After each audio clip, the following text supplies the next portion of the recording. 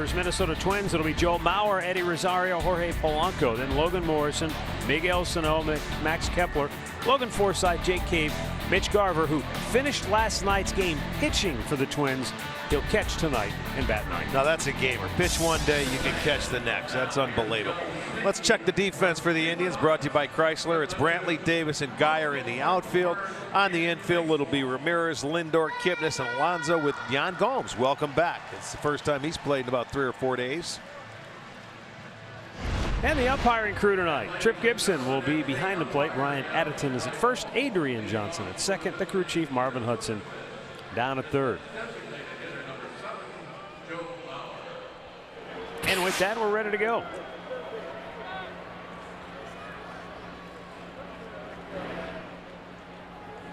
Carlos Carrasco has been on quite a roll since coming off the DL, much to the chagrin of Derek Shelton, the bench coach, and Paul Molitor, the manager of the Minnesota Twins, because they just witnessed Trevor Bauer throw a gem last night. And this is an Indians pitching staff that has really handcuffed Minnesota of late. Joe Mauer swings at the first pitch, drives it to deep left, and Michael Brantley with a sensational catch deep in left field, just shy of the wall for out number one. Went back, hit that first pitch, and he gets it a step before the wall. He leaps. That was a well-timed play right there.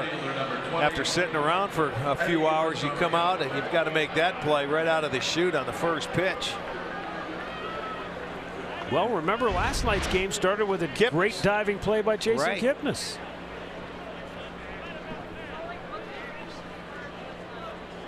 Our game time temperature 75 degrees after a rain delay officially of what, 1 hour 9 minutes, 2 hours and 10 minutes. Well, the amazing thing too, it didn't rain for about the last hour and a half. Amazing is one way of describing it. Weakly tapped, but with the shift on, it's a base hit for Rosario. That's just beating the shift right there. Had a pitch away. Shortstop was wide open. So instead of trying to pull it like he has been, and he did last night, there it is. Just give me the hit, I'll take it. And he certainly does.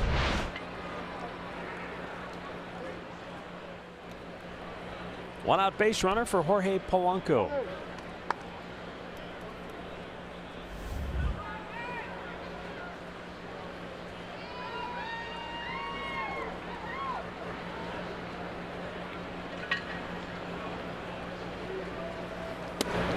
Since Carlos Carrasco came off the disabled list, he's made 5 starts and 1 appearance out of the bullpen. He's unbeaten in those 6 appearances, 5-0 with an ERA of under 2. More importantly, though, in 31 2/3 innings, 42 strikeouts, just 4 walks. So he has been on a roll.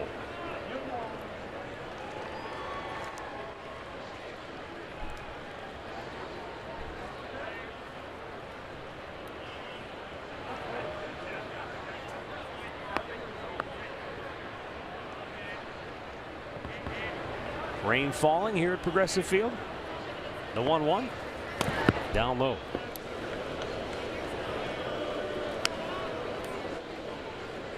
Fans have to be like, are you kidding me? After all that we waited through, now it's going to start raining again? Well, it was in the forecast.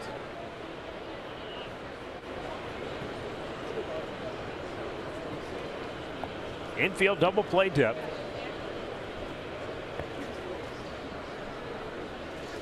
And it's upstairs.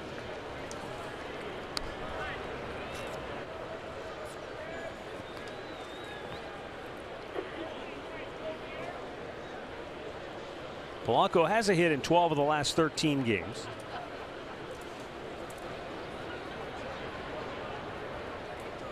And there's a called strike.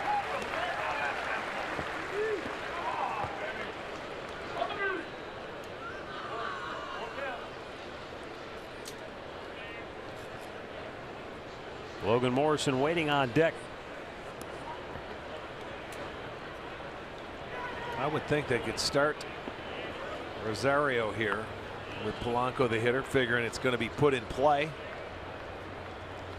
He goes, and it's bounced over the head of Alonso. On his way to third is Rosario, and the Twins have runners at the corners with only one out. This ball hit hard enough where it took that hop and it got over Alonso's head on one bounce. Check out the pitch on our Nissan pitch tracker. It went away. It was a fastball two-seamer, but hits and bounces over the head of Alonso. Oh, so close. So they will go first and third. That's why you start your runner, thinking that the hitter will put it in play, and right there a good thing happened for the Twins.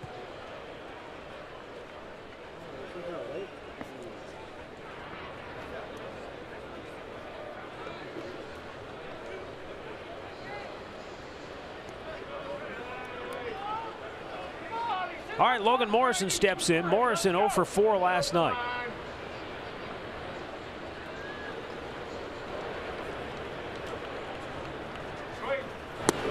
Twins have been a good team with runners in scoring position for the most part.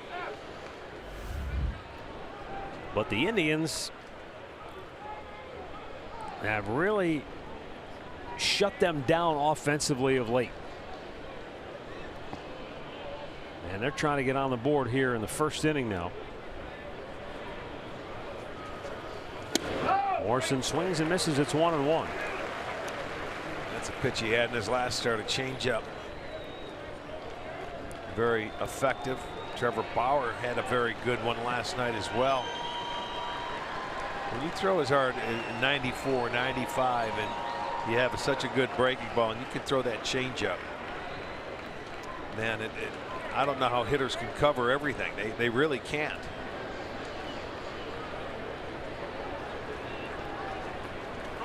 Swung on and missed. Morrison way out in front of it. It's 1-2. Take another look at this changeup. Yeah, look at the grip. It's almost like a split finger. Yeah. That grip work can really get the movement going down. And the arm speed is just like a fastball, and then all of a sudden it just the bottom falls out of it. Coming back with it. First and third, one out. Opening frame, the 1-2 on the way, and he struck him out. 2 down. That one was a little harder, and it looked like it did something a little different depending on the grip. But let's look at the sequence here. It's going to be one fastball and then 3 straight changeups. Swing and a miss, swing and a miss. Now watch this third one. Does it do anything? Same pitch. Yeah. Almost 3 identical pitches, and he did the same thing. He just couldn't stay back and didn't pick up the rotation, and Cookie gets a big strikeout right there. This is a Minnesota ball club that has a .274 team average with runners in scoring position, which is 4th best in the league. But against the Indians, that team average is 34 points lower.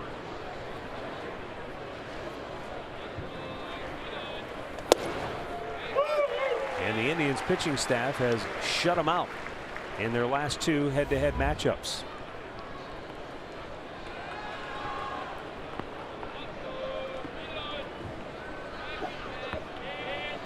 And Carrasco trying to keep that string intact.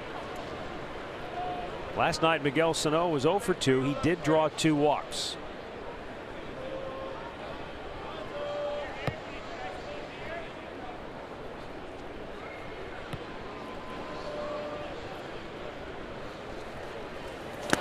Nice grab by Yan Gomes on a slider in the dirt. Very nice pick right there.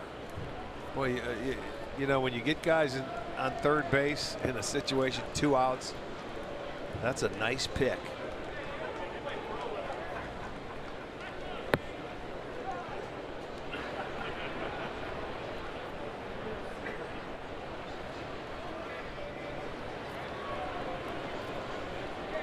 Now the 1-1 and a foul back out of play.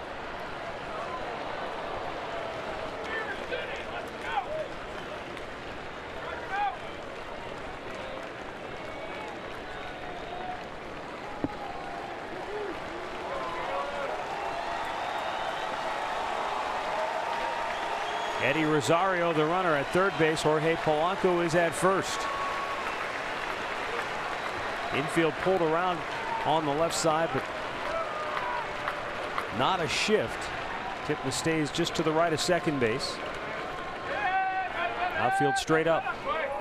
Oh, good looking pitch. It dipped low. I don't know how Sano was able to lay off, but that's a heck of a job by him, and it's 2-2. This is a nice, tight slider. And you know what? You're right. How do you take that pitch? Well, he couldn't hit it. That's how. You're right. He figured, well, if it's a strike, I'm dead. Yes, he was.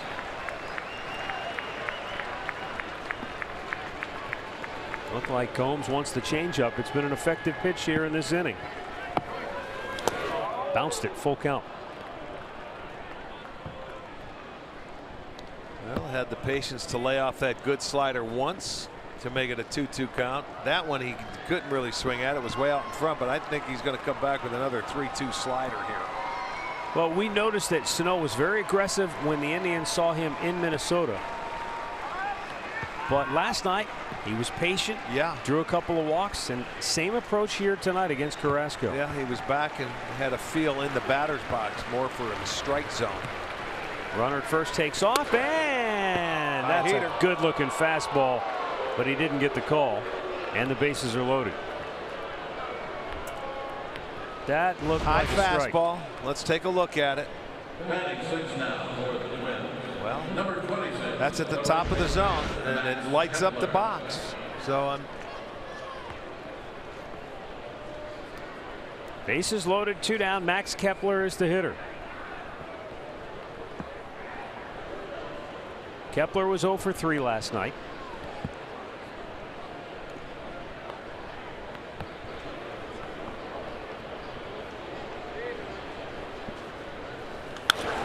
Hopped out of play.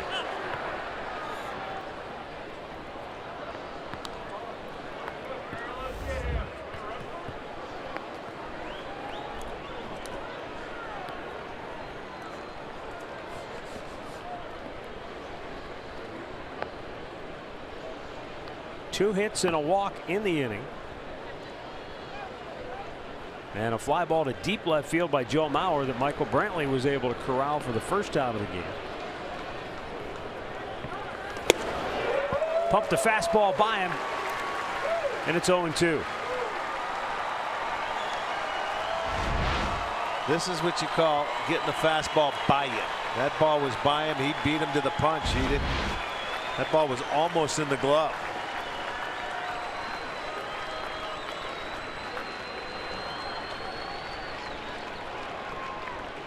And the 0-2 tapped on the ground to second. Kipnis is there, and the side is retired. The Twins leave them loaded. The Indians are coming to bat.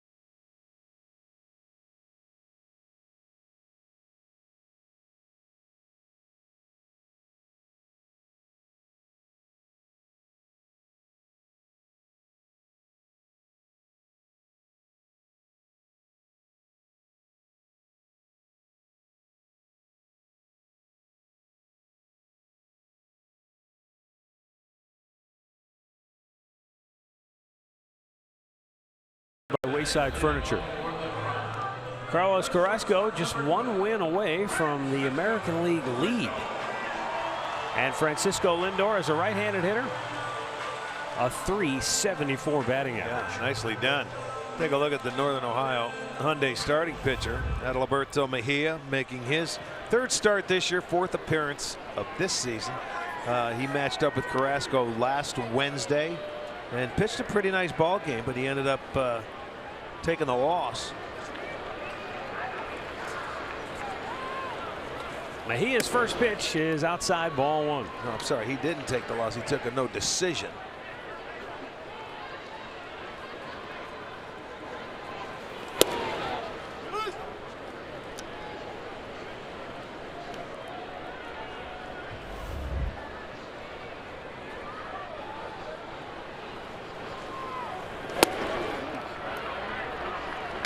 He in his career started 4 times against the Indians. He's 1-2, but he's a nice ERA of 1.96.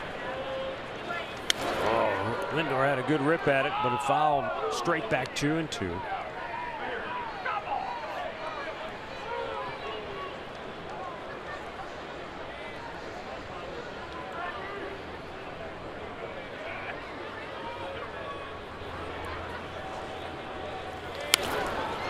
Looped to shallow right. This is going to drop. And Lindor is aboard to start the night for Cleveland. How well was that placed? Look at, he's laughing about it over there. He fought it off, and it was right over the head. It's almost like he threw a ball, and Mauer was playing in the hole. He's got to go with his back to the infield. A tough play for any infielder, but it's just placed perfectly. So base hit for Frankie.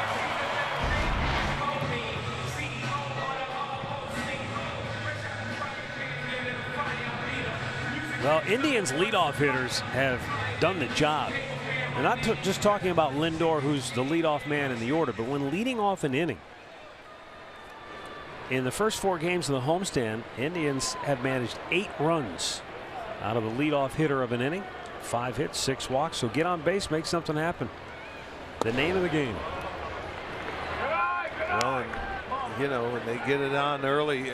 And early in the innings, they cash in. First inning, this team is. They are the best in this league. They're prolific, really. 83 first inning runs.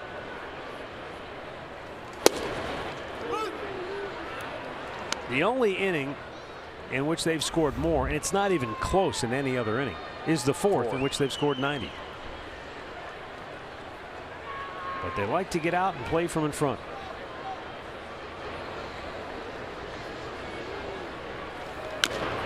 Brantley fouling it off. Got a piece of his front leg. 1 ball, 2 strikes. You talk about the first and the fourth. That's 170 runs. You know, in those 2 innings, they've scored 570. So that's those 2 innings have been a good chunk of what they've scored. They're 3rd in the league in runs scored, 570.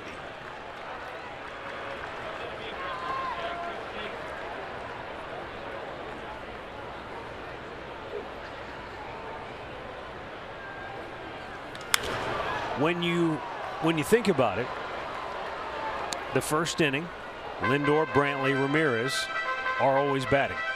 In the 4th inning, there's a pretty good chance 1 if not more of them are going to hit again. So that's probably why those are the 2 best innings for this club, because those have been the 3 best players offensively all year long. They turned that lineup over quickly.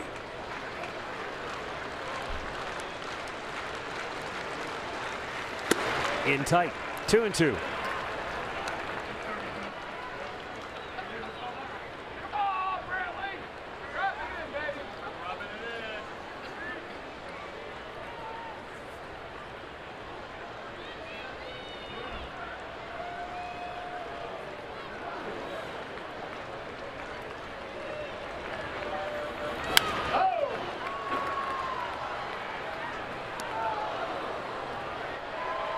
Michael Brantley against left-handed pitching this year has hit .248.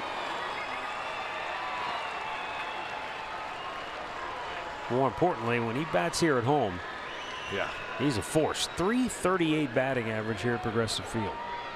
Loves to hit in his own ballpark.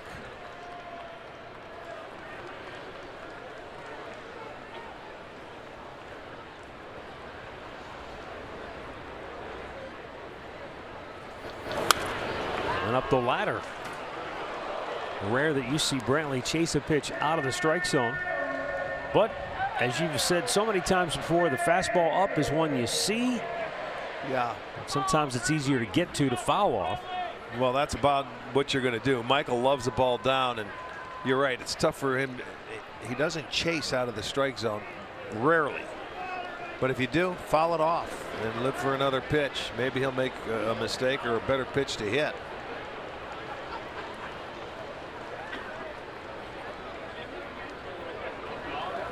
Oh, and he hit him. Well, that's not a good one. And so the Indians have their first two aboard. That could have been a changeup right there after the high fastball. I think he wanted to throw something off speed to him, but no command of it. You watch the changeup, and it looks like it got him right on the backside. There it is, a changeup. He's trying to turn it over a little bit and just lost control out of it, so gets him in the back pocket. And now first and second, and nobody out. And Jose Ramirez to the plate, tied for the league lead in home runs when the day began, third in runs batted in, #1 in extra base hits.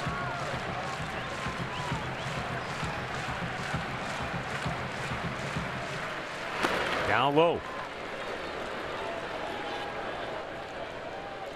This is the kind of situations you love to get Jose in when you got runners on base, and they can't really pitch around you here.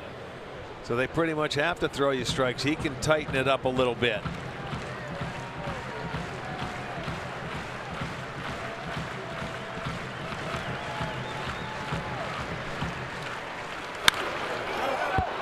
Bounced it to first. Mauer goes to second, and they'll get the force on Brantley. That's the first out of the inning. Lindor to third, and Ramirez at first on the fielder's choice. Looked like he kind of got caught in between. Yes, he did. Rest of the Indians lineup brought to you by Progressive Insurance. Edwin Encarnacion batting cleanup. Brandon Guyer moves up to the 5-hole with the lefty on the mound. Yonder Alonso bats sixth. Then it's John Gomes, Jason Kipnis, and Rajay Davis.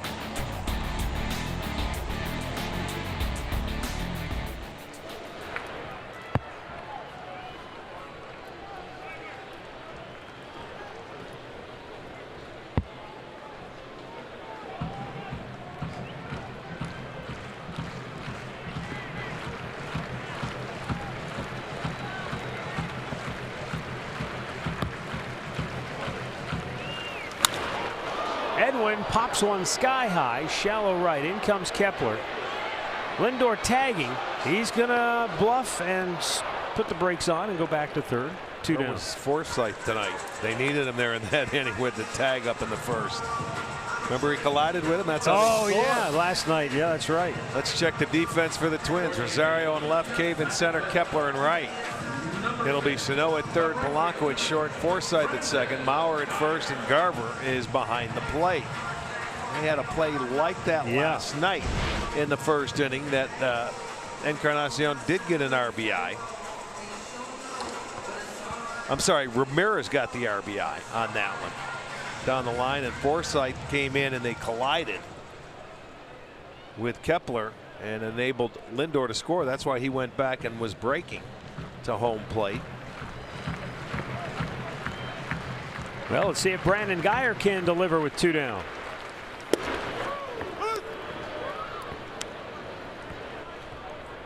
Guyer 1 for 4 last night. A 2-run homer onto the porch in left field. That came off a right-handed pitcher. First homer he's hit off a righty this year. Both teams having an opportunity to score in the first inning.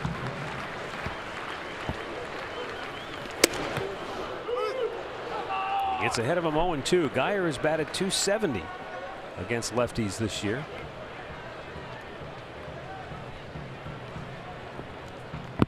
Trying to deliver a clutch hit here early to give the Indians the lead.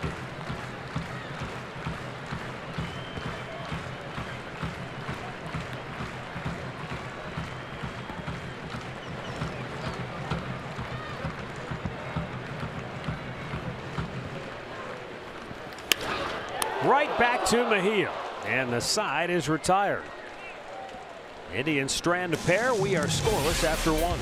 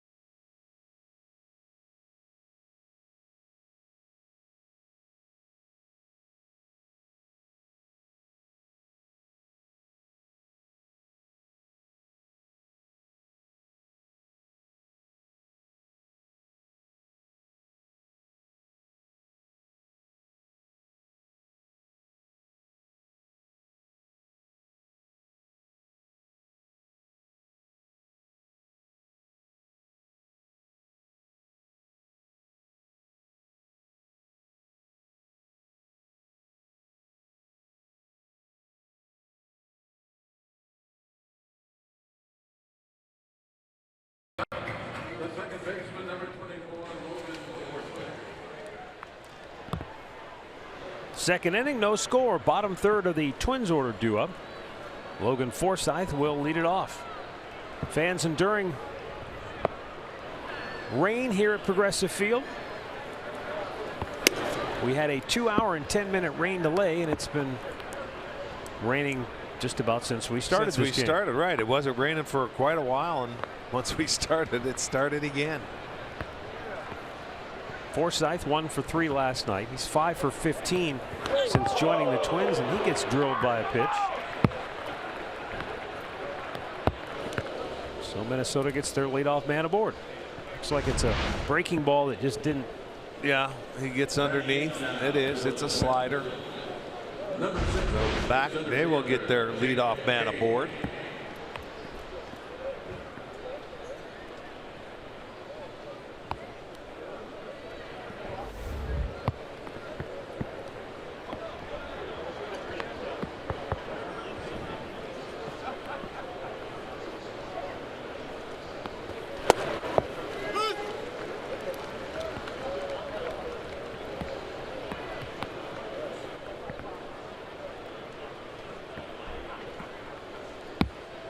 Time to cover up.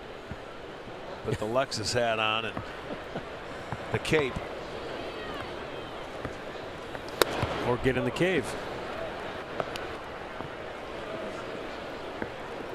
Jake Cave batting 8th for Minnesota. 1 for 3 last night.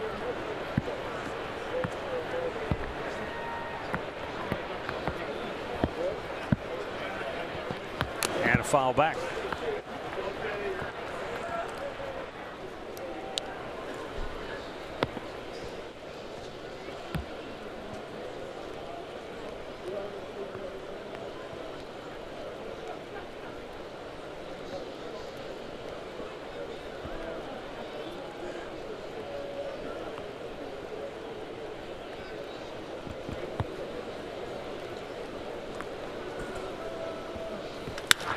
To center field, sinking, and it will drop for a hit. And so the Minnesota Twins have their first 2 aboard to start the second inning. Didn't sound like he hit it solid. It might have been off the end of the bat. Yeah, it was, but he stayed on that baseball, didn't try to pull it. Took a little sting out of it, hits it in front of Davis. So they have another start to the second inning. A lot of base runners here early.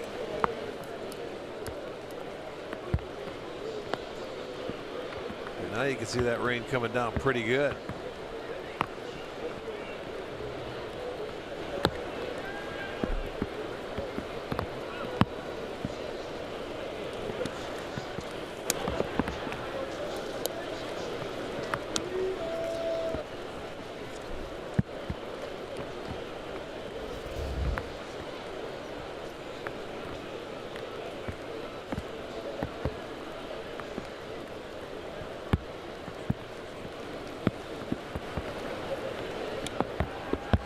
The 1-0. Hit in the air pretty well. Deep left center field, and this baby is gone. Mitch Garver out of the number 9 hole with a 3-run homer, and the Twins are out to a 3-0 lead. Well, that didn't take long. He smoked that ball. That snaps a 22-inning scoreless streak that the Indians had against Minnesota hitters. Well, there's a fastball that just stayed middle of the plate. Little two-seamers trying to run it inside at 91, and he gets the barrel of the bat out and gets his 6th home run. In the previous 21 innings, Minnesota had managed 11 hits against Cleveland pitching. They have 4 hits in the first 2 innings here tonight.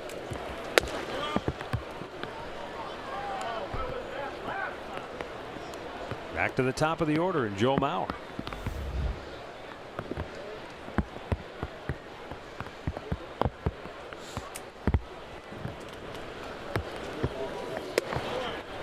Rain continues to fall at a pretty good clip, and it's chasing a lot of the folks who were trying to tough it out. They're headed for cover.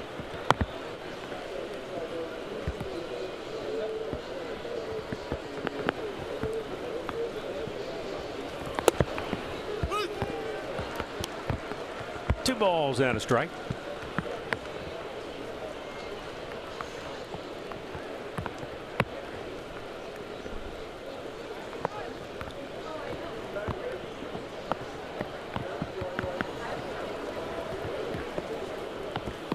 And Mauer tried to hold up. It's called a strike anyway. 2-2.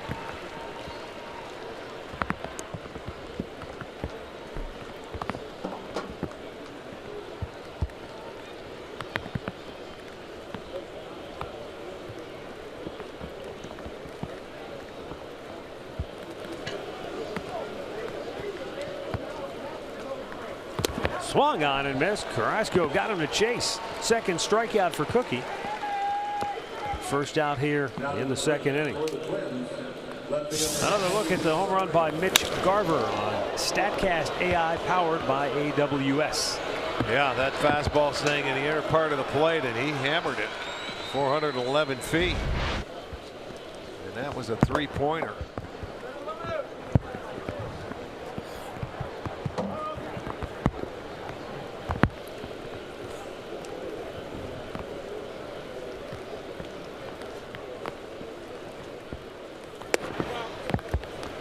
Eddie Rosario at base hit his first time up.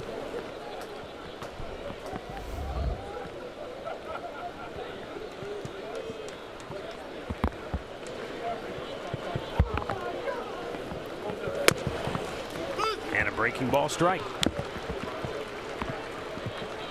Rosario was really swinging last night, you know, going for it when Trevor was on the mound that first time up. Just took what was given to him in that at bat. Almost like he was steering it toward I mean, and a lot of hitters could do that if they want.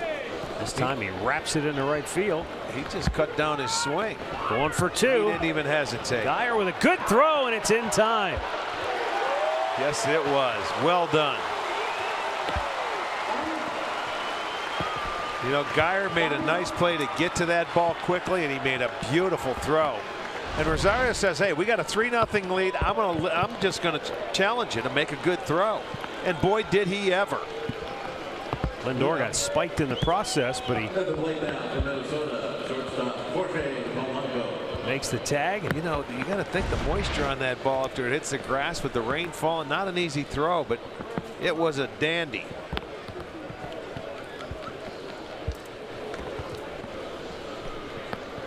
Well, Tito went out of his way to to praise Brandon Geyer. And this has become sort of a bigger story in other places in baseball. You know, when guys are dealing with injuries, only the guy who's injured knows how difficult it is, how severe it is, what he's going through. Well, the trainers obviously have some pretty good sense of that. But, you know, Brandon Geyer, it's been a tough year. And Tito said, hey, he has one tough kid. He said, I would never question his toughness. It's just been a difficult year for Brandon.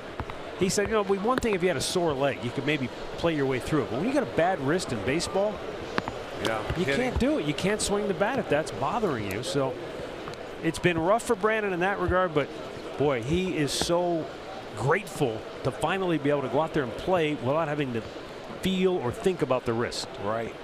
This game's tough enough to play when you're 100%, let alone if you got any nagging injuries. Weak ground ball, wide of first. Alonso with a nice backhander, can't get the ball out of his glove. No, he didn't. He bobbled it. That's got to be just a. It's messy. Yeah, exactly. It's a product of the ball and soaked in the dirt. Yep. Let's see. Murph says it gets stuck in the webbing. Let's see. It wasn't hit all that hard, but there it is. How about that? Look at, he thought he lost it, and it's right in the webbing. By the time he can go in and grab it to get it out of there, you got to tighten those laces a little bit. Yonder. Take it to the glove doctor. Yeah, that'll be taken care of in between innings, but that one literally did get stuck in the webbing. So they give a hit. I believe they did. Yes. That's a web hit. Davis makes the catch. Inning over. Twins strike for 3 on the big blast by Mitch Garver. 3-0, middle of the second. Fans, let's turn to Drive TV now for tonight's WK.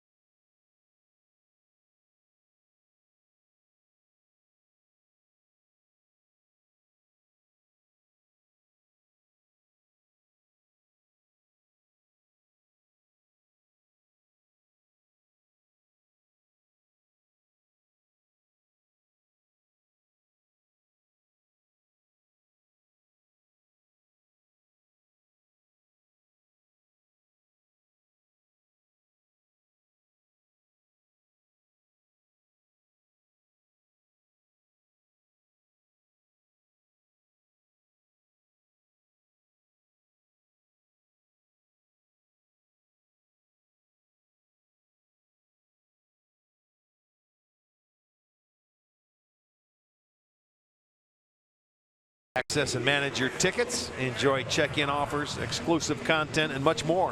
Download the MLB Ballpark app today. Folks trying to stay dry as the drizzle continues here in Cleveland. 3-0 Minnesota. Yonder Alonso will lead off here in the second.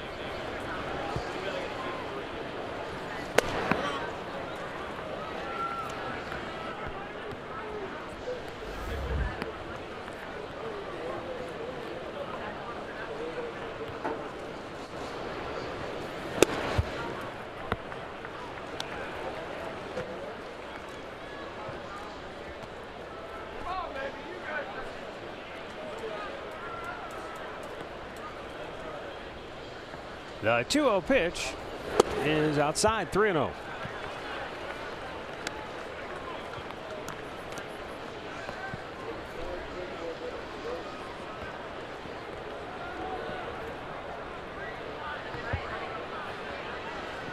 Yonder hit his 19th home run of the year last night. Backing away, it's ball 4.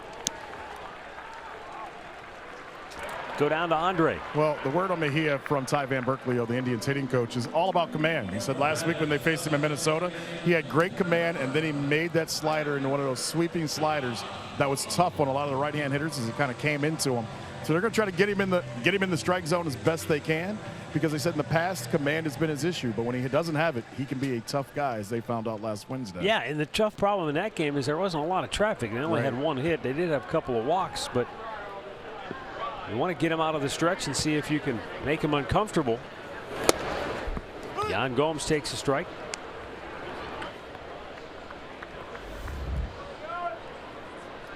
Certainly gives him a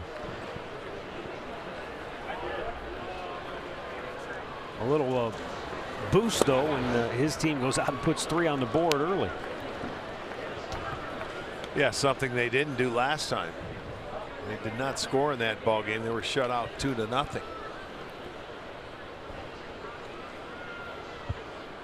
And you know, he's a guy that he's not going to get you really deep into the game. You look at his pitches, he did throw 97 against Toronto, but it was only 5 1/3 innings.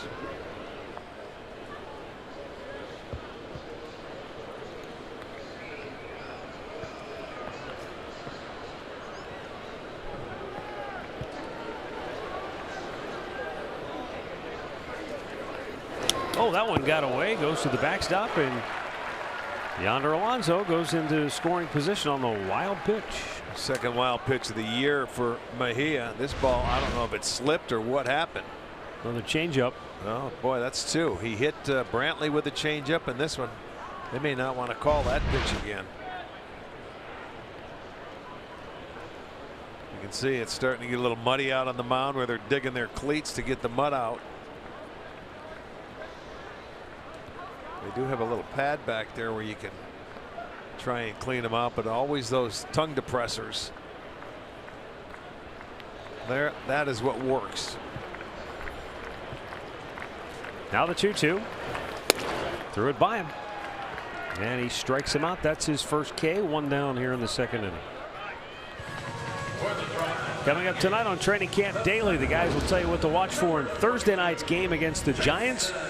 Jim Donovan talks with Baker Mayfield. It's all coming up at 11 on Sports Time Ohio. Training Camp Daily presented by 7-Up. Jason Kipnis.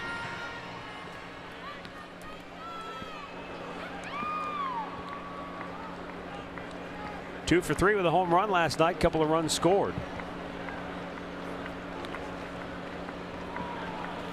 You mentioned last night you noticed an adjustment Kipnis had made, a little quicker to the ball, shorter stroke. I joked it was a you know, from bowling the other night, but he told Andre after the game it was Sunday night or a Sunday afternoon during that game. He made a little adjustment in that Sunday game. Whatever adjustment he made, carried it over. I'll tell you what, he had a nice short quick swing, and you know what I've noticed, he's been taking more pitches too and getting a look at the baseball.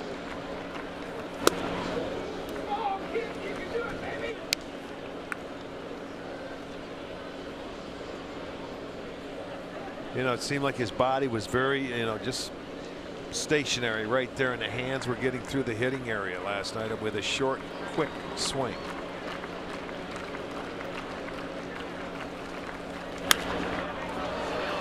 Popped up foul, and that's going to get out of play. This is a look at the home run last night and Kipnis hit just beyond the reach of the center fielder, Jake Cave. Yeah, normally earlier in the year they would have caught it. Right now it goes into the glove, off the top of the wall, and over the fence for a home run.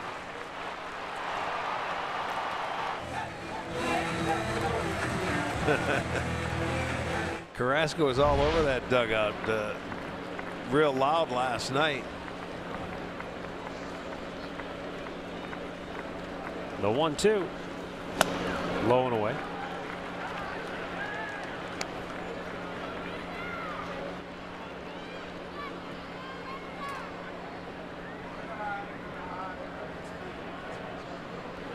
And Jason admits, you know, you've got to you've got to try to stay as mentally tough as you can in these situations where you look up at the scoreboard. You don't look at the 222 batting average. You build off of what you've been doing lately, and just try to look at, hey, right now I'm a pretty good hitter. The way I feel today, the way I'm swinging the bat right now. Feel the way I feel. When you're a hitter, and sometimes you never know, and then all of a sudden you might figure something out, like you say he did Sunday, and you're thinking, what took so long? Sometimes it does, and then when it goes, you just want to keep it. And it is a feel when you get into that batter's box. If you're seeing the ball well,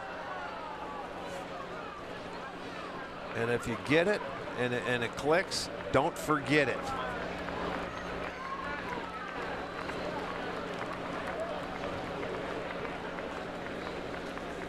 Mejia with the 2-2. Kipnis drives one pretty deep right field. Kepler's back and makes the catch just shy of the wall for out number 2. Tell you what, really good swing, good at bat. Can't be upset with that. Hit the ball right on the nose. There you go. He gets a fastball and he barrels it up. I thought that ball was going to get out of here, but it gets to the warning track. Kepler catches it. That'll be the second out. You pointed out last night, it just seemed like a little less body movement, maybe just body movement. I think his swing. hands are in a spot where he feels comfortable getting to the baseball.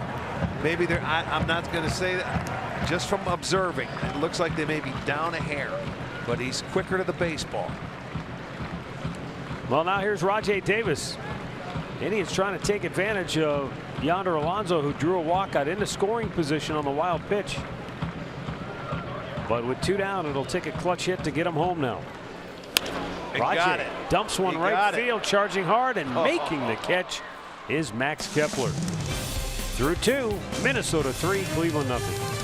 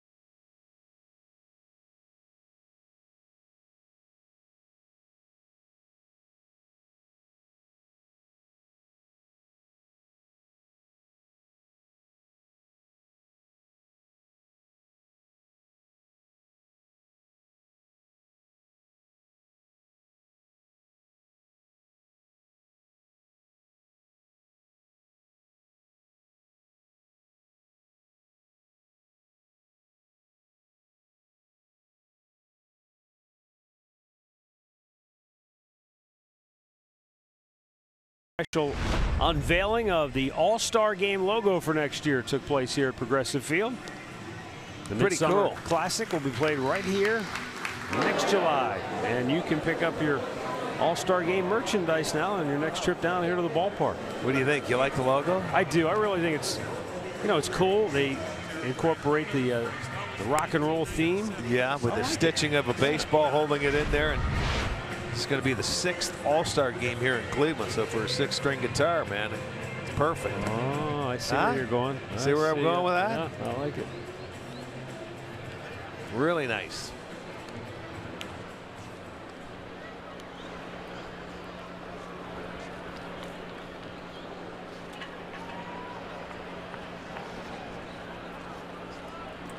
Second All-Star Game held here in this beautiful ballpark.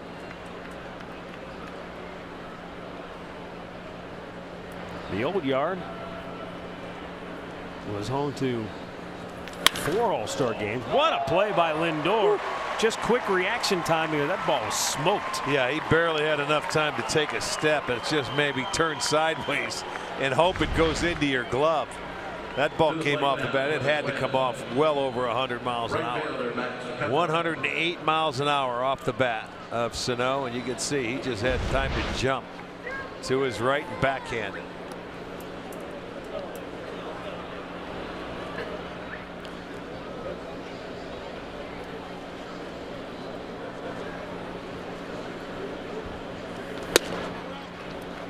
Max Kepler grounded out to end the first inning, his first time up.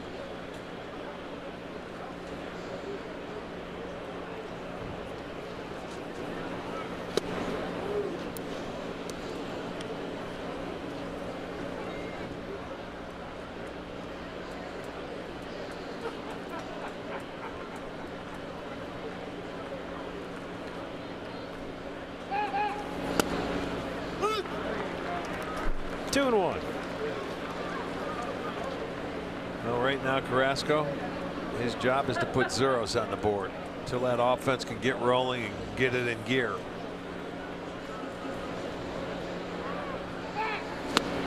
Kepler went fishing, came up empty, and it's 2-2. You know, for Carlos, this is his 5th start against the Twins this year. And he's had 2 really good ones. His first one, he had a no decision, but went 7 innings, did not allow a run. His last one was very good. But the 2 in between in June were the tough ones. It's just fouled on the right field line. It was scorched. June 1st in Minnesota, gave in 3 2/3 innings, 6 runs. But his last start, that was there June 16th. That's when he got hit by the pitch off the bat of Joe Mauer and ended up coming out of the ball game and ended up going on the DL.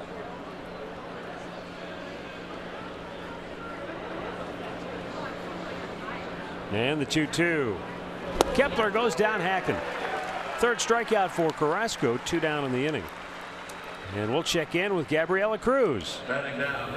Thanks, guys. We are just loving this 2019 All-Star Game logo reveal. And for the next 7 days, you can come on in only at Progressive Field, exclusively right here. We're going to have All-Star gear that you can check out, hats, shirts. We've got some novelty items right here. Something for everybody, so come on in and get your hands on them. Back to you guys. Thanks, Gabriela. And we got a full year to go out and get that gear. I'm sure it is loaded and waiting for you. The cool thing about that is a lot of times if you go to an All-Star game or you go to one of those events, you buy the gear and then boom, it's kind of outdated as soon as you get home. Yeah. Now you get a chance, at least if you live here in Cleveland, to get it early and you plenty of time to wear it proudly. Some thoughts. Some Christmas presents and presents along the way. Look at you. You're out in front of the game. It's just a reminder. Thank Santa's sleigh is going to be loaded up before the end of October. Yes, it will be. It's a good idea. 3-0 the count.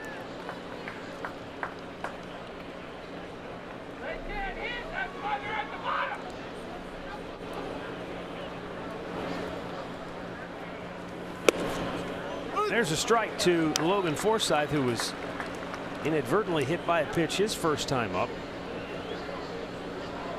And 2 batters after that, a 3-run homer staked the Twins to the early lead. Right back up the middle. Forsythe is aboard with a 2-out base hit.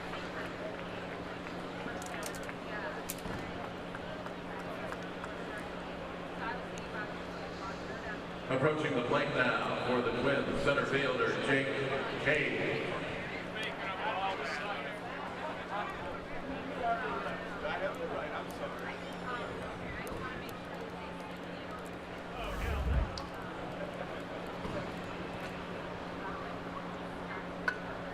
Jake Cave singled and came around to score in the second.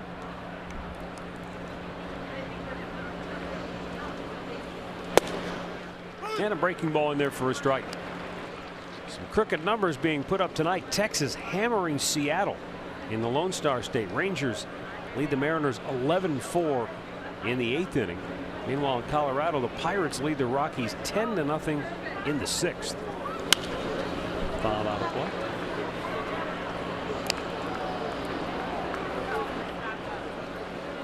Felix Hernandez got roughed up tonight by the Mariners.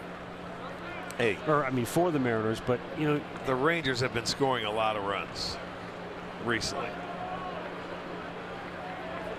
Tired of getting. But I'll tell you what, King Felix has had a rough year. Swung out and missed. That'll end the inning. 4 strikeouts for Carlos Carrasco on the night, but the Twins lead it 3-0.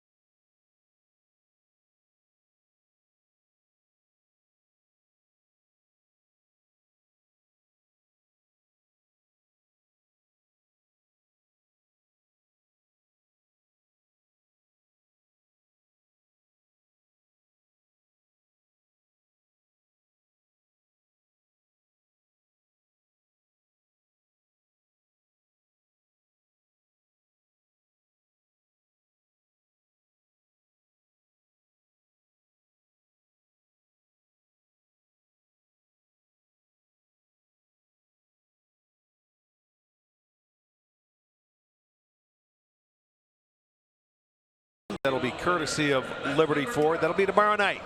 Tribe will take on the Twins. Get your tickets at Indians.com or use the ballpark app. Game 3 of this 4-game series.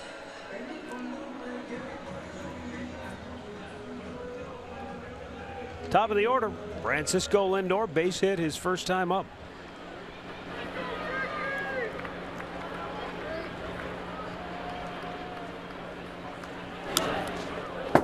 That changeup has been like tricky. I said, you better can it. The 3 times we've seen it, it was nowhere close, and it was all in the left-handed batter's box, or not even close. Uh-oh. Did he come back with one? I think that was just a curveball, a little spinner ball. Yeah. Okay.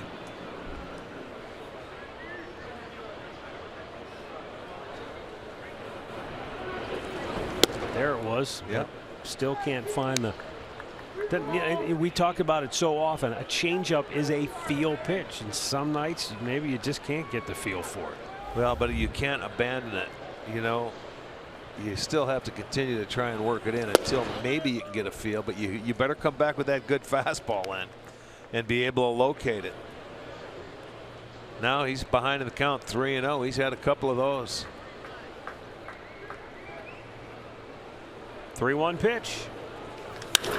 Lindor socks one high in the air to center, but not deep enough. Jake Cave makes the catch. 1 down.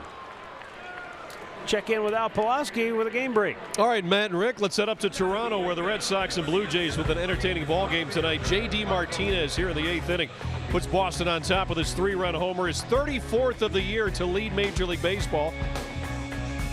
And just now in the top of the 10th inning, Boston has broken a 5-5 tie with a 3-run homer. They're up 8-5 now in Toronto, fellas. That happened quickly. Well, you're not kidding.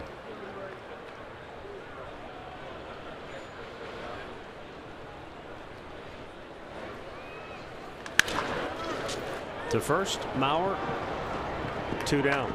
I mean, Boston legitimately has a chance to run down the Seattle Mariners major league record of 116 wins now. Yes, they do.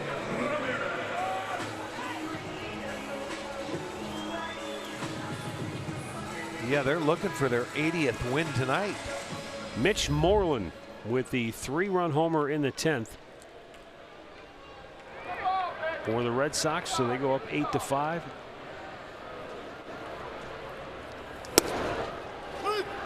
Here's Jose Ramirez.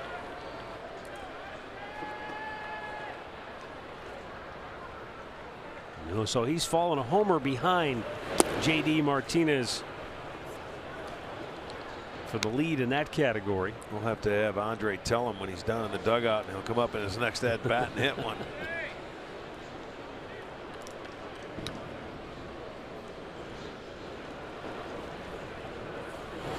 Jason Stark of The Athletic wrote today that no American League player has ever led the league in homers, stolen bases, and extra base hits.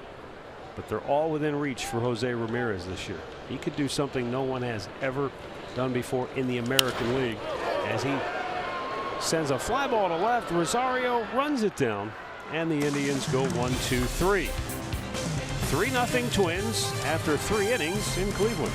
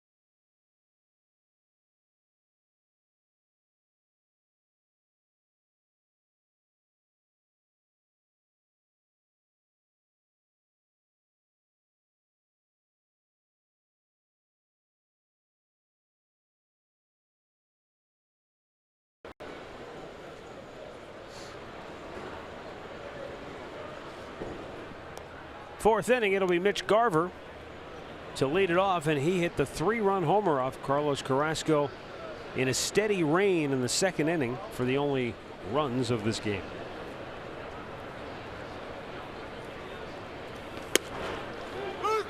Fastball, strike on the outside edge.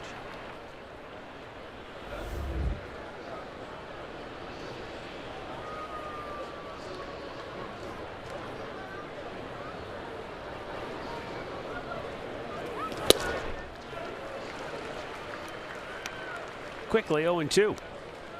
Yeah, Carlos threw him a fastball, really a nothing fastball for him, about 91, that didn't get inside. It just stayed middle third of the plate. He dropped the barrel head of the bat on it. And he takes care of him on 3 pitches. 5th strikeout for Carrasco. T-Mobile, built for baseball. Let's look back at the 1981 All-Star Game. The biggest crowd still to ever witness an All-Star Game, better than 74,000. Morgana giving, was that Lenny a kiss? Yes, it was. Large Lenny. And then Gary Carter with a couple of home runs in this game. Yeah. The MVP. Ron Davis, Kenny Force, he took deep out of the ballpark. That took place in what, August? Early August. Dave Parker, Mike Schmidt also homering in that game for the National League, in which they bested the AL Stars by a final score of 5-4.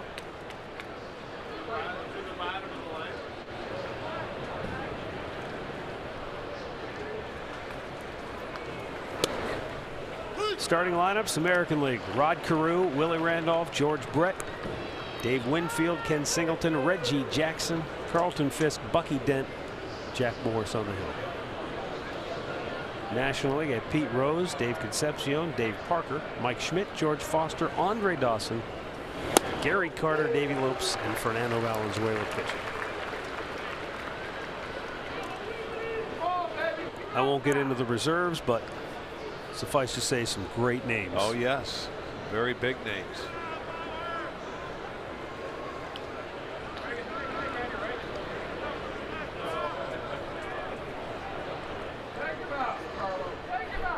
Now the 1-2 down low. Just think about this. These guys were not starters for the American League. Eddie Murray, Hall of Fame.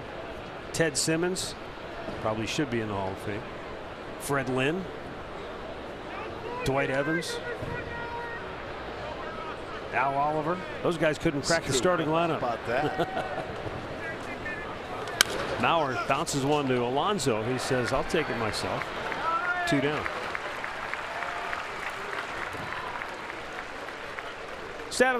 The stat of the game is brought to you by Buick. Hitting now for the Twins is number 20, Eddie Rosario. Oh, these two guys getting a lot of run support. Both Carrasco, Kluber.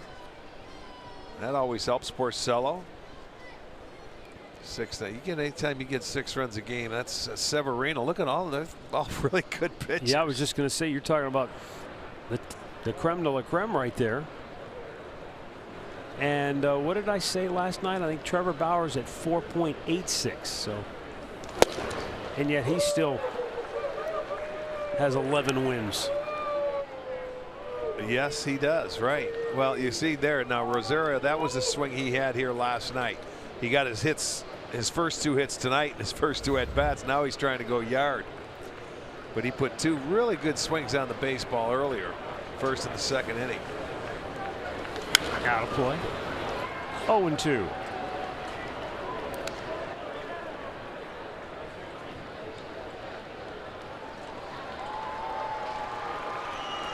Yeah, Rosario had a line drive single to right field. He tried to stretch it to a double. And Brandon Guyer, even with a steady rainfall, made a terrific throw on the money to get him at second base. 0-2. This is driven well. Deep center field. Rajay racing back. It's over his head. It'll hit off the wall. He'll fire towards second base. Rosario still has to hurry. And he's in there with a 2-out double. So he's 3 for 3. Well, I'll tell you what, he got himself a breaking ball and he did some damage. This one was down. Watch, Gomes right there, and it's away. This goes to show you the plate coverage that this guy has. He stayed back and looking for a breaking ball. Boy, he put a good swing on that ball. It hits the base of the wall. Can't play it any better than Raj did right there. Got it in, but it'll go as a double. And the 8th hit already. You're in the 4th inning against Carrasco. Now, in his last start against the Twins, gave up just 4 in 7 innings. That coming on an 0-2 pitch.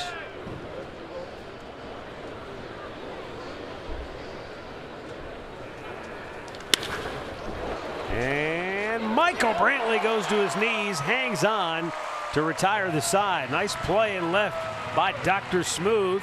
And Polanco is retired for the first time tonight. Middle of the 4th. 3-0 Minnesota.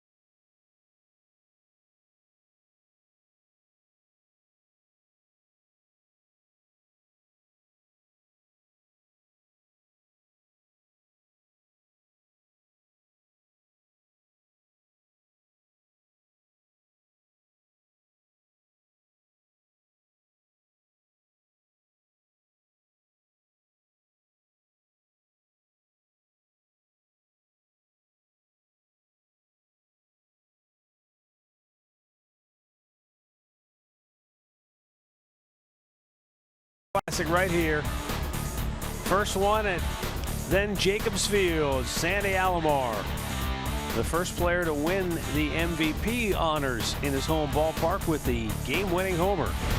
What a year that was for Sandy, huh? 1997. Yeah. If you could bottle any year, I mean, and you're talking about yourself, I know he'd had to pick that year. No because doubt. that was a special year for him. And it started right from the get-go. Remember, they started out on the West Coast, and I mean, he was hitting bombs all over the place right from. Didn't he have a 30-game hitting streak that year? Yeah, I think going into the All-Star break, he was either at 30 or close to it. I mean, he had it was just a year you'd never forget. I remember interviewing Tony Gwynn and talking about what it takes to get to 30 games, and such a great hitter, and and he had a lot of interesting things to say about just how difficult that is. And he said, look, I don't run all that well, but he said for a catcher like Sandy and the injuries he's had, he earned every single one of those hits. He ended up hitting 324 that year. Yeah. And just not a good guy to do it too.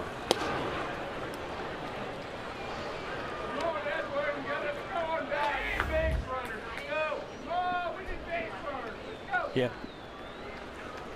Murph said Sandy was hitting 375 at the All-Star break. Wow. He took the 30-game streak into the break. Right into the break.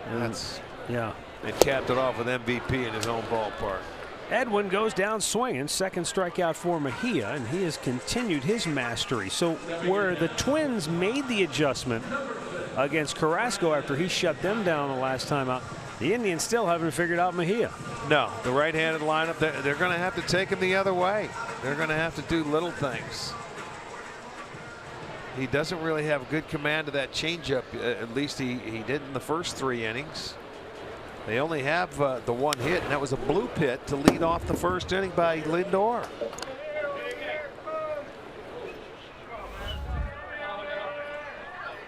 The interesting thing about that 1997 All-Star game was how pitching dominant. You're talking the mid-90s now. This is when offense reigned supreme. The pitchers were so dominant. That game was played in 2 hours and 36 minutes. Yeah. Randy Johnson and Greg Maddux were the starters. 14 pitchers in total were used, and it was a 3-1 final score. Just the old adage rang true: good pitching will beat good hitting if all things are equal. Make a mistake, one guy may get you, and that certainly took place.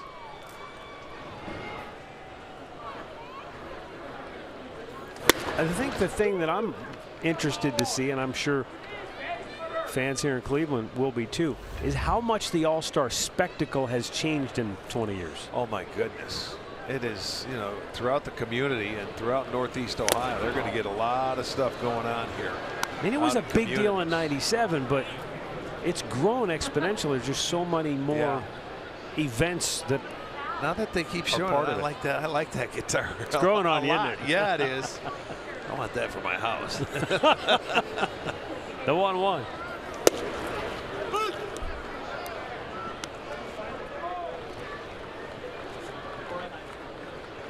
Well, it starts on the weekend, Saturday. We're going to be, now that it's here, we'll be on the road for 10 days prior to the All-Star break. Right. And I think they have festivities and things going on Saturday, Sunday, Monday, the All-Star game Tuesday. Lazy fly to center, and the Indians go 1-2-3. Boy, Mejia is carving them up. He's retired 9 in a row.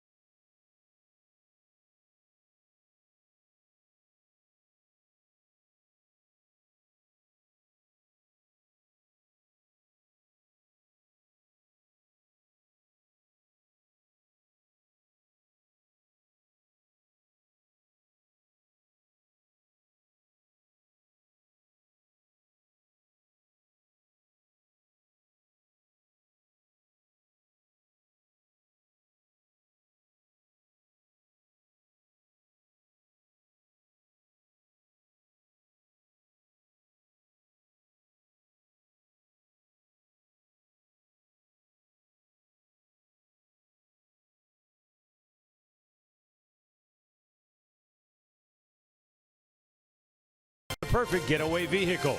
Visit KiaDealers.com to learn more. And by Levin Furniture. For the best deals on furniture and mattresses, shop Levin's.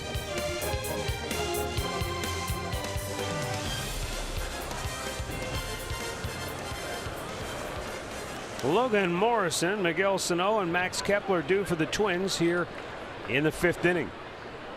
The Indians in the hole 3-0. Morrison is 0 for 2 and takes a curveball for a strike.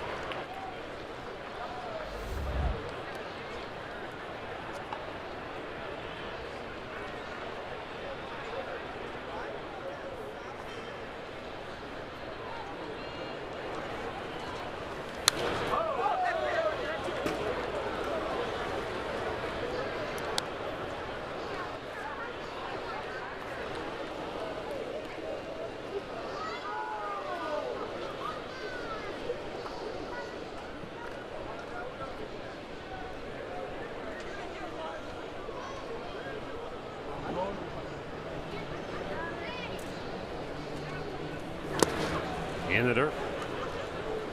Twins have already racked up 8 hits tonight. But all 3 runs came in the span of 3 batters to open the 2nd inning. Sure did. And you know, you look at the number 2 and 3 hitters, Rosario and Polanco, they have 5 out of those 8 hits. And Polanco, I mean, Brantley had to make a diving catch to take that one away from him. But it's Garver's home run that did the damage.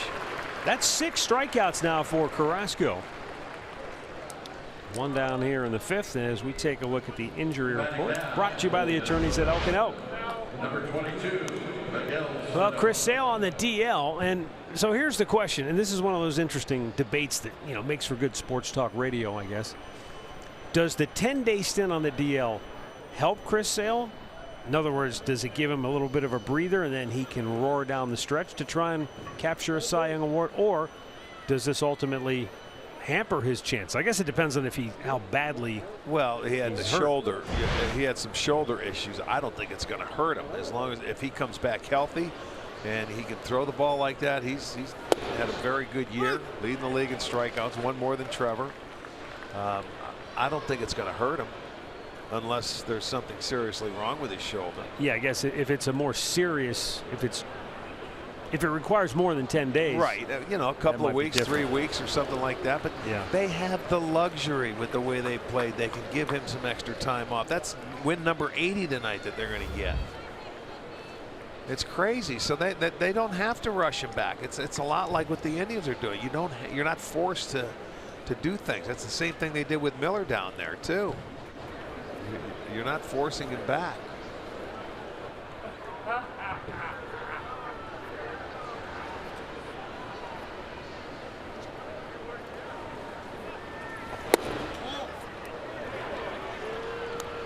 One and 2 to count on Sano.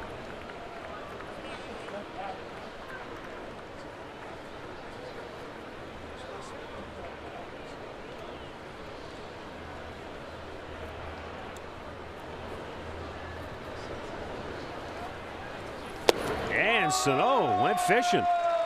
He's been pretty patient in the series up to that point. Strikeout number 7 now for Cookie. To the plate for Minnesota. He didn't go breaking ball this time. He went changeup, and I think he thought it was a fastball, so he let loose. He took the good slider, but he chased the changeup.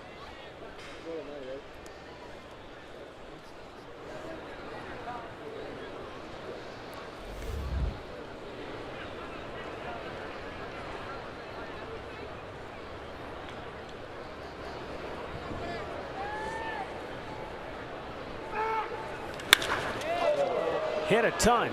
Deep center. Davis to the wall. Makes the catch. And Max Kepler comes up just shy.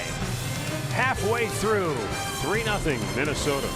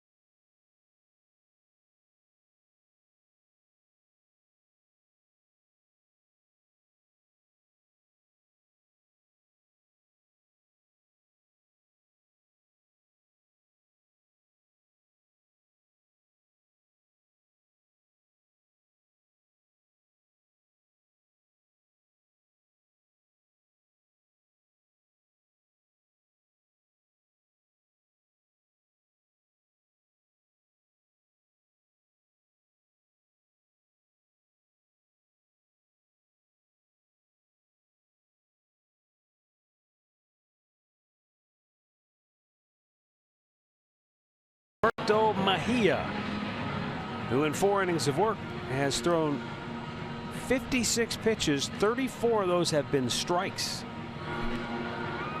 And he has retired 9 in a row. The only hit he has allowed was a leadoff bloop single by Francisco Lindor in the first.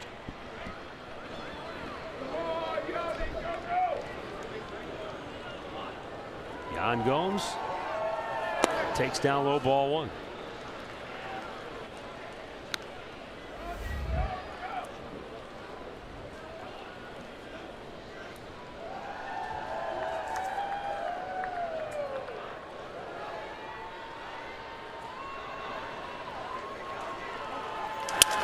Broken bat roller between third and short. Sano knocked it down, but still able to recover and throw out Gomes, 1 away.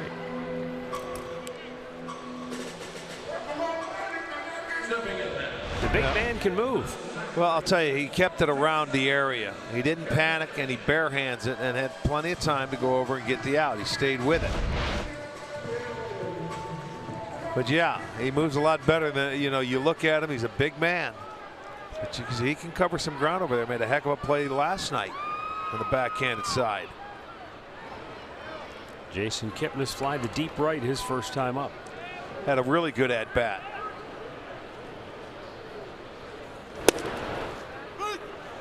Get some birthdays out. Janet Mann of Cortland is 88. Ruth Ann Carpenter of Gallion is 87.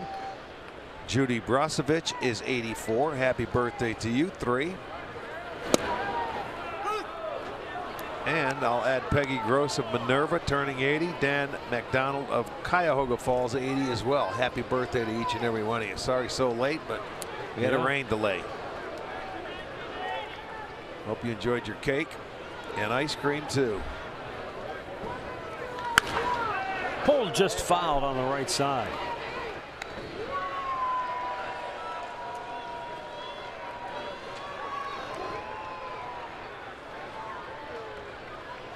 Just the way he's fouling pitches off here, with authority, and he's locking in. He's getting that swing back.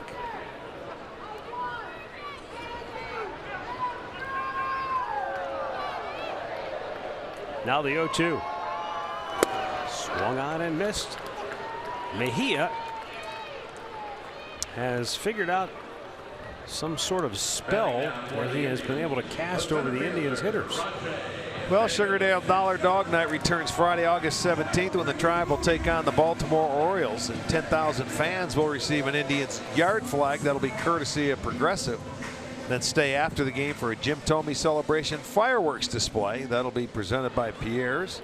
Get your tickets at Indians.com or use the ballpark app. The big man's coming back to town.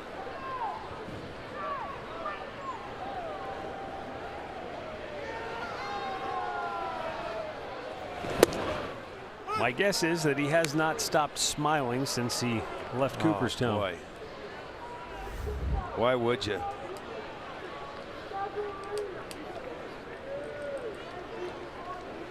The 0-1. And we're going to catch up with Jim on this next road trip. The White Sox will honor him before the Indians White Sox game next Saturday, or this coming Saturday, I guess it will be. We'll have coverage of that.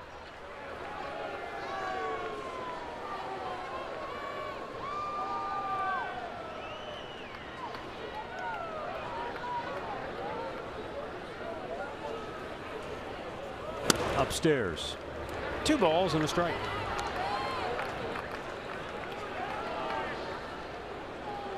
Rajay Davis flied to right his only time up in the second inning.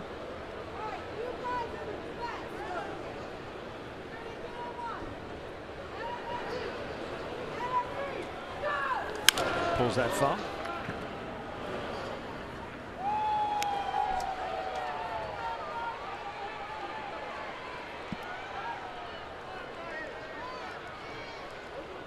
Carlos Carrasco had one 3-batter stretch that cost him 3 runs. He has struck out 7 in 5 innings. But the offense has not shown up tonight. They have just 1 hit.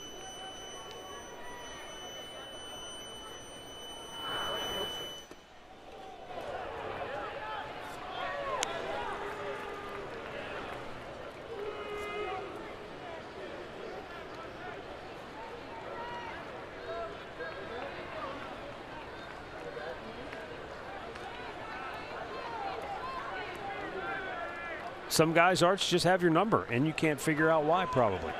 Well, we've seen this happen this year. You know, you go out and you score 10 runs one night, and you come back, and it's tough to get a hit. They had one on the first guy, and so far that's been it. But Mejia, you give him a little bit of credit here now. He's throwing the ball very well. I should say so. That is 12 in a row retired by the Twins left-hander. And through 5, Minnesota leads it 3-0.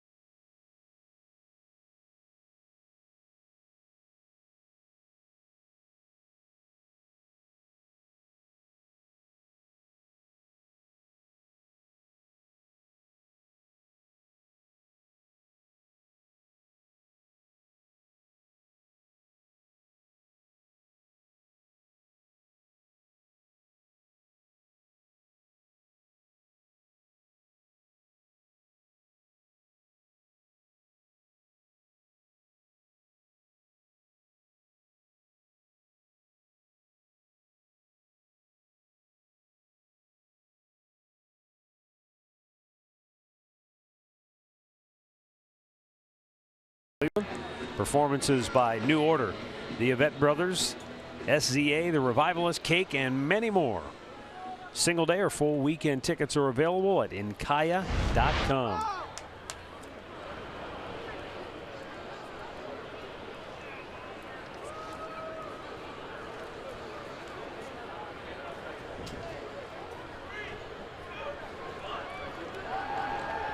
Sixth inning, Logan Forsythe will lead it off.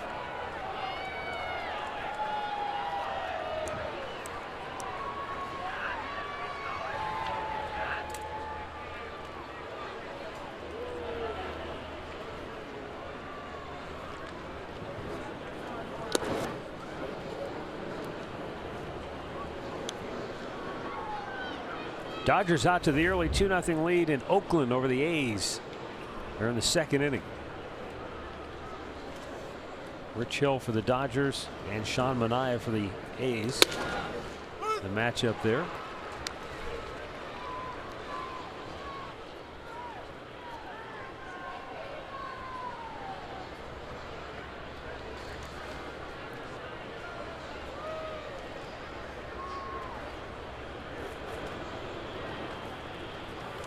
And a foul back. 1 ball and 2 strikes. The count on Logan Forsythe.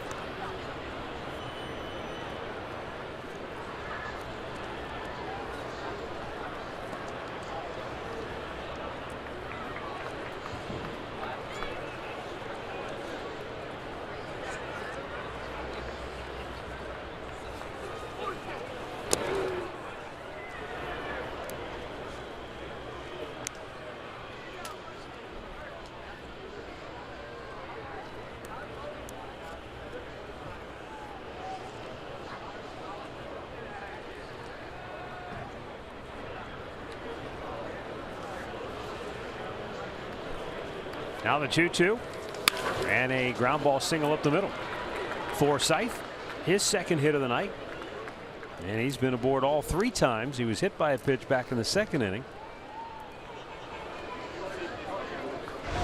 Again, Carlos trying to go in. You see where Gomes is sitting away, and that ball runs inside, and it was up about belt high, and he muscled that ball through the infield for his second straight hit, and 9 on the evening for Minnesota. So you got Rosario with 3, Polanco with 2, Forsythe with 2, and then Cave and Garver each have 1.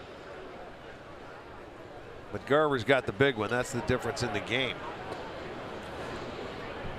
But now when Carlos falls behind and after a 1-0 count, Minnesota 6 for 10.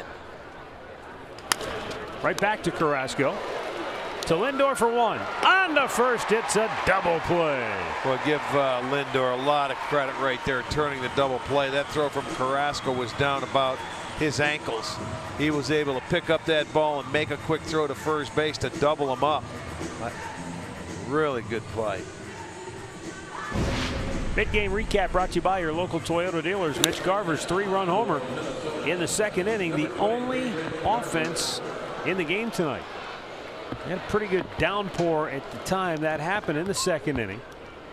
Started with a hit batter, then a base hit, and then a 3-run homer, and that's been it.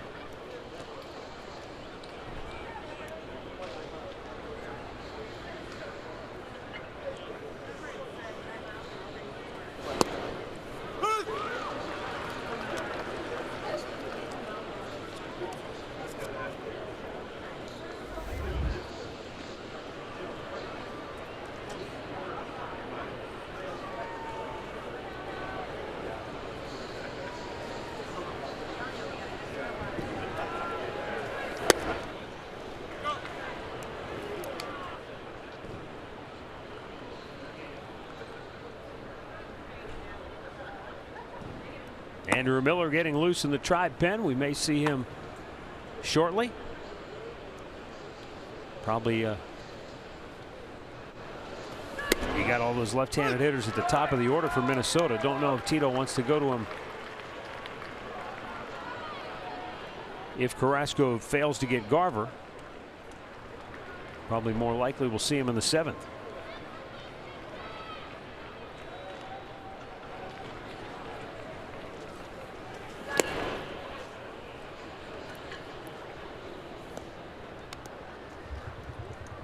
Yeah, in a perfect world, I'm sure that's what he would like him to start that 7th and get the 2 left-handers up at the top.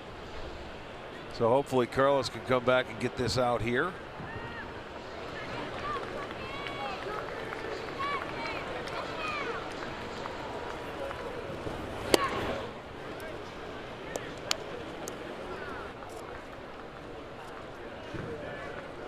See the first couple innings when it was a little drizzly, a little wet. The big innings as far as pitch count goes. Sitting at 90. Still the one pitch you look at is that fastball that he threw in here to this guy. Hit it out of the ballpark, and that's the difference. That's it. 3-2. Got him looking.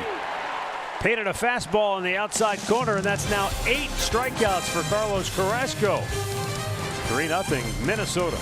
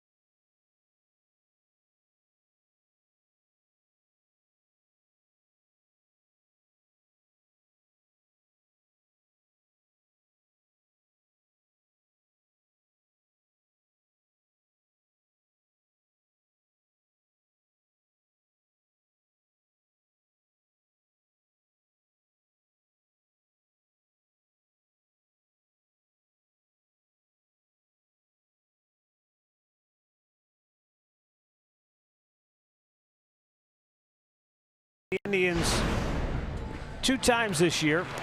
He has pitched a combined 10 innings. He's given up 2 hits, no runs.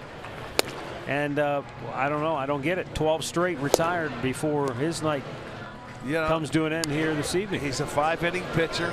He didn't have his changeup early. He was struggling, had a tough time throwing it, but he found a way to get through there and did it in style. I mean, grand fashion. Yeah. Because the only hit they got, man, it was just a little blooper, man, to lead off the game. Other than that, he would have been awfully good. He did walk 1 and struck out 3. And now I turn it over to another left-hander. Cleveland Clinic call to the bullpen is for Gabriel Moya.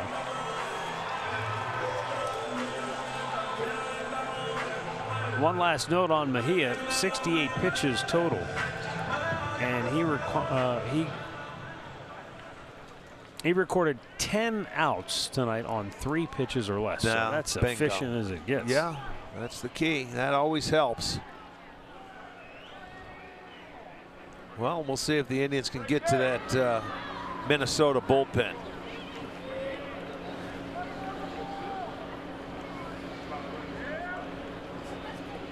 The one thing Carrasco did do is he held it to 3 runs, man. They scored 3 and he put 4 zeros on the board after that. So they are within striking distance and there's plenty of baseball left.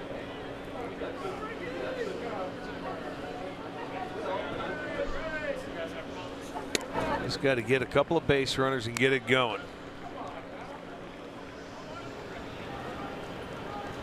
It's like a horse in the stalls. Yeah, JD, he's cleaning the hoof of Carlos.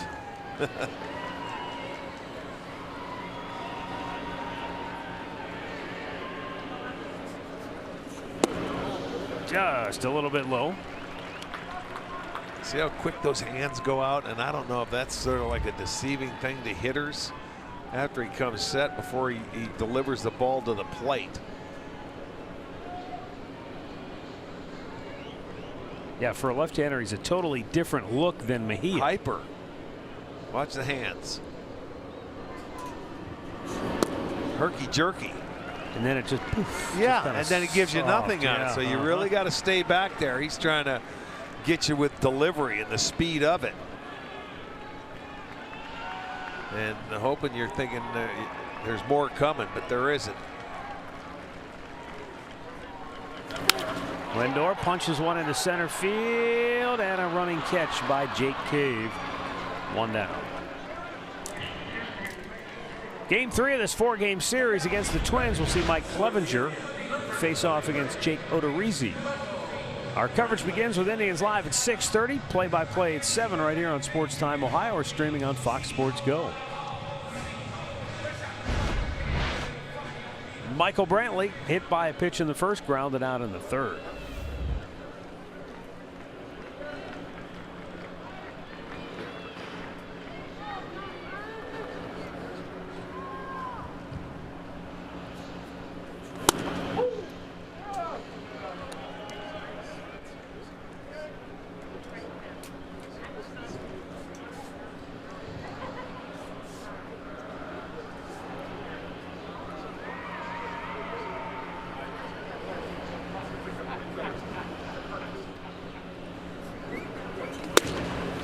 Moya delivers a pitch. It's called a strike, 1-1.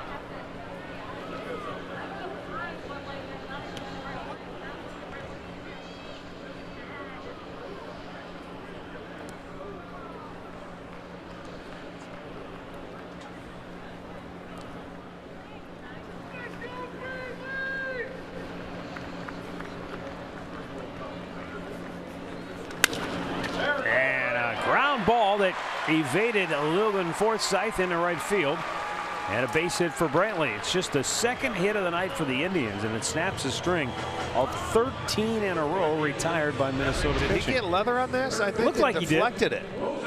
It sure did. It looked like he got a little something. Brantley pulls it in the hole. See if he gets any leather on it. Yes, he did. Hits the glove. Deflects out there into right field. So Brantley gets a hit. So there's a start.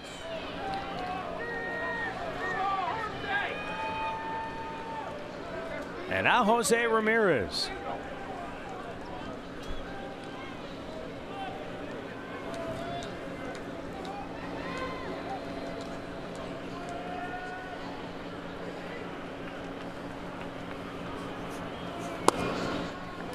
Mentioned before that Jason Stark of The Athletic had written today that no American League player had ever led the league in homers, stolen bases, and extra base hits in the same year.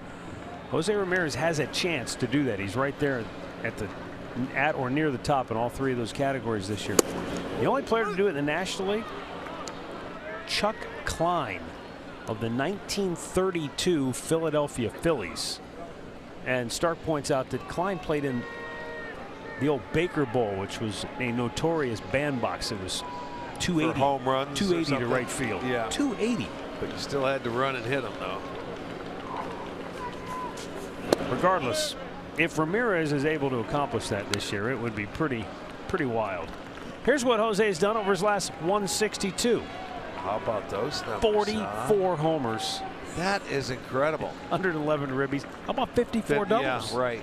And 33 stolen bases. That's doing it all, man. That's a 5-tool player there. And the Indians have won 99 games. And picking it as well, defensively. Yeah. 2-2.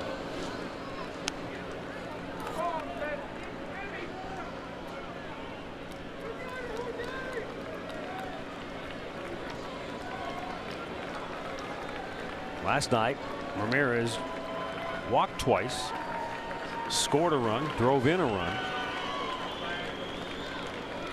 2-2. Popped it up. Shallow left. Polanco called off by Rosario.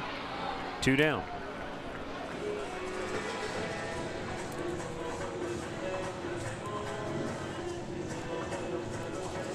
It just seems like this has been a game, and you sometimes see this in baseball where hitters are getting, I mean, there's only 3 strikeouts, so the hitters are seeing it.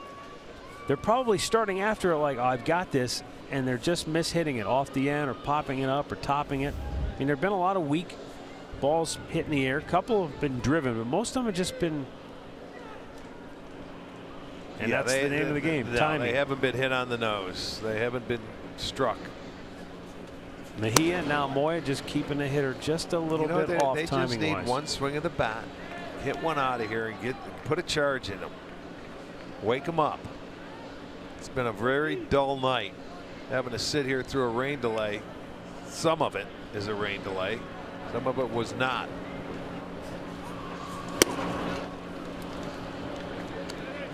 Two hours and 10 minutes, the delay to start.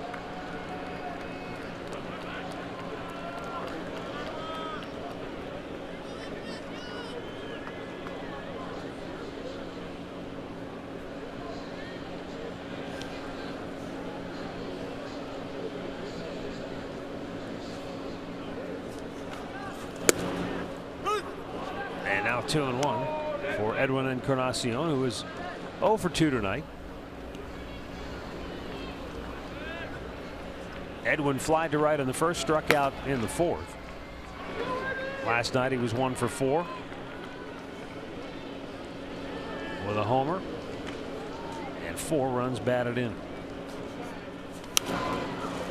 Had a good rip, but fouled it straight back. 2-2.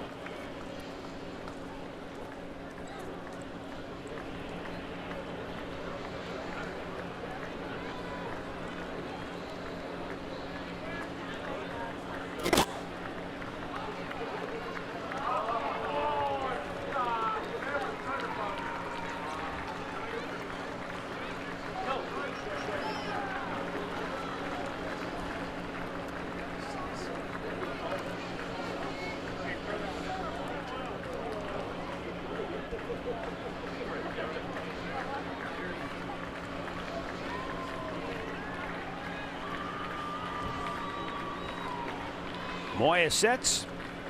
His 2-2 pitch is off the plate. Full count.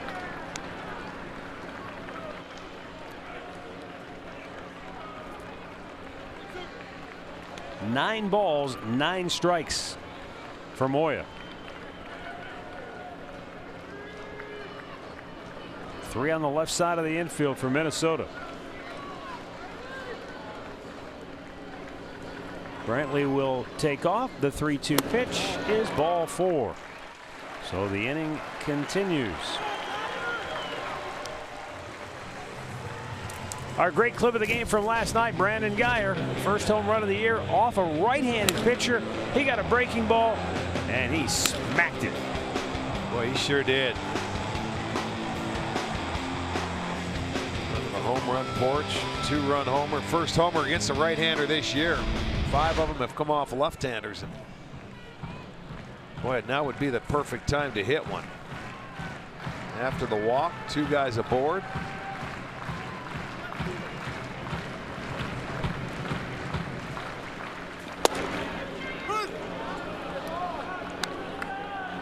Moya gets ahead with the first pitch strike. But that's kind of been his MO. Ball, strike, 10 balls, 10 strikes in this inning.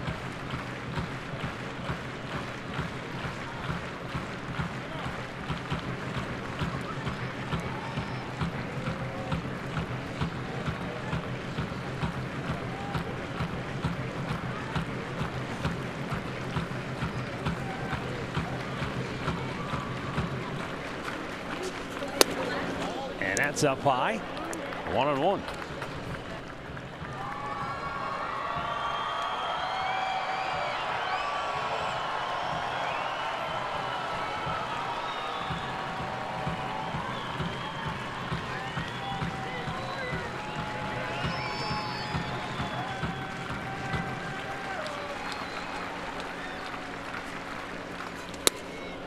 You know, you're looking at that. We were talking about that Seattle game in Texas. In that Texas game, Bartolo Colon was the starting pitcher, ended up getting the win, so he is the all-time winningest. Congratulations. Yeah, 246 wins for Bartolo.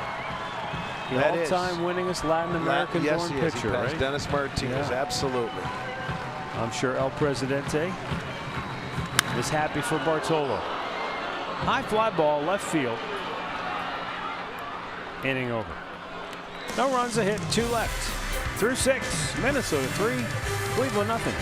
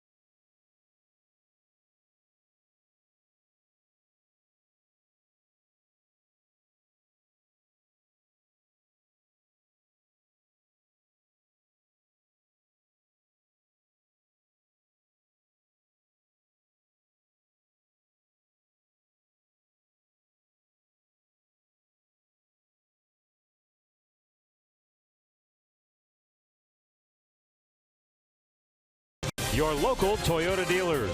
Visit buyatoyota.com. Toyota, let's go places. And by the injury lawyers at Elk & Elk. Proud partners of the Cleveland Indians. Call 1-800-ELK, Ohio.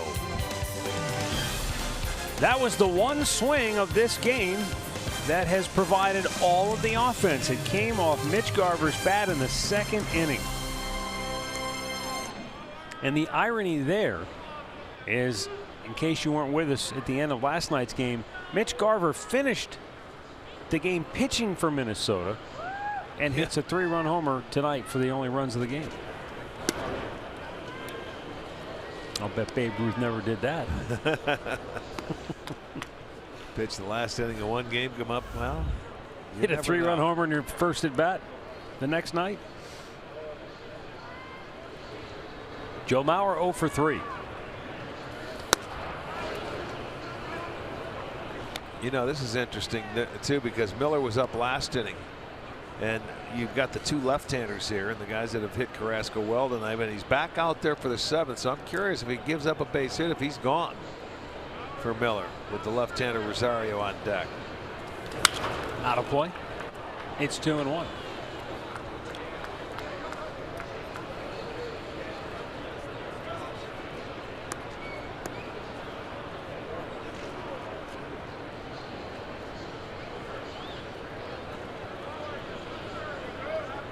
He has given up 9 hits, but only 3 since the 2nd inning.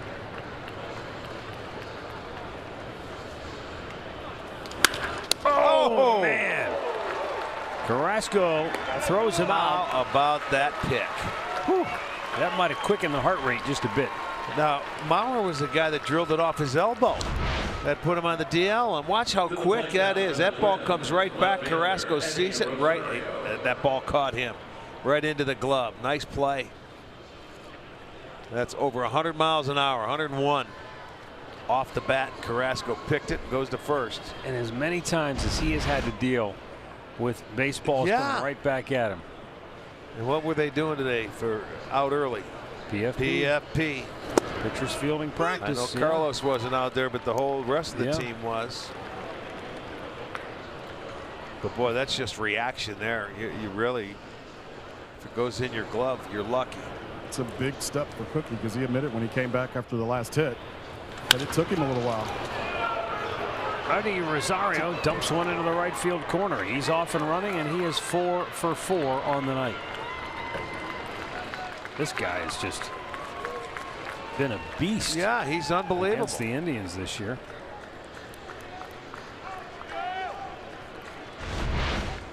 And what a night he's had. You know, he tried. He was looking for another double in his second at bat, and he was thrown out by Geyer and Wright, but he just hooked this ball.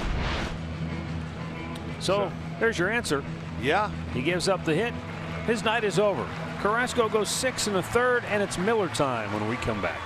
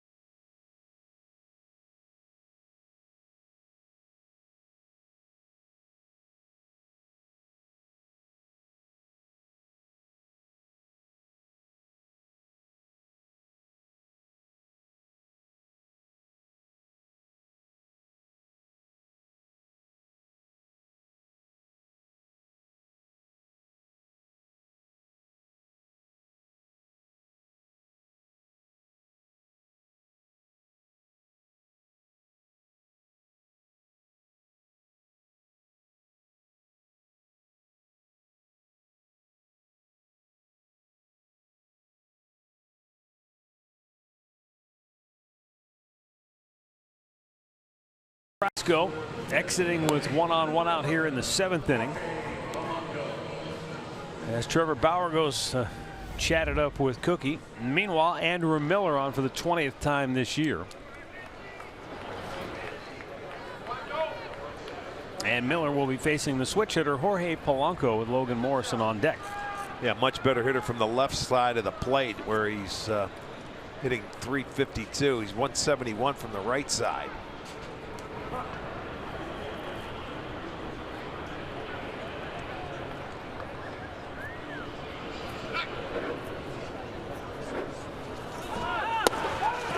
Throw to third. And how about that? Rosario in safely with the steal, is 8th. Or no. Did they call him out? What happened here? Got to see. Is there interference? There was a lot of pointing.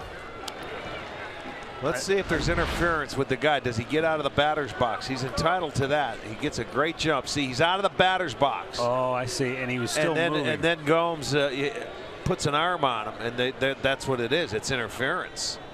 And he couldn't get anything on the throw. So he has to go back. And is the hitter out with the interference? He's out, and the base runner's got to go back to second base.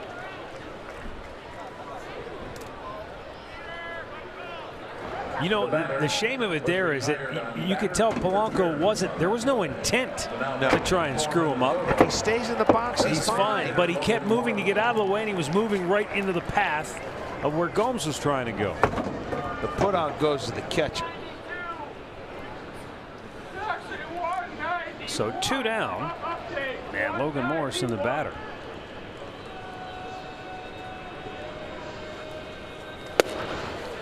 All right, so this is interesting. They've just announced that Adalberto Mejia left the game with a left wrist sprain.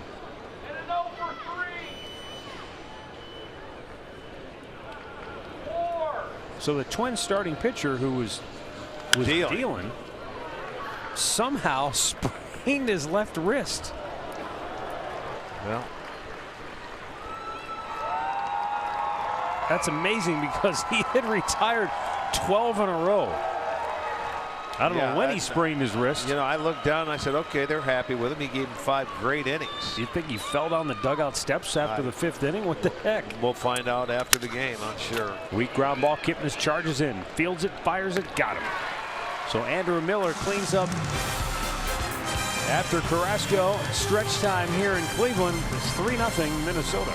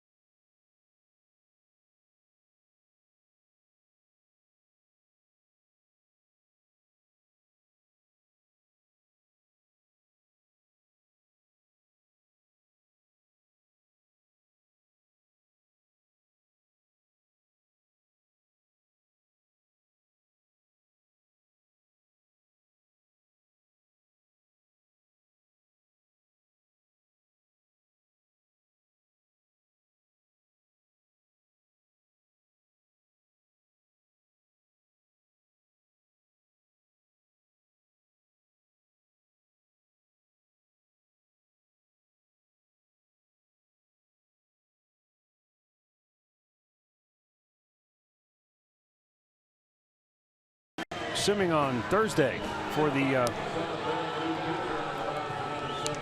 don't know, is it tomorrow? Kids Casters tomorrow? Okay. Sports Time Ohio Kidcaster. They'll be recording the questions and they'll air the best ones during an upcoming Indians live pregame show.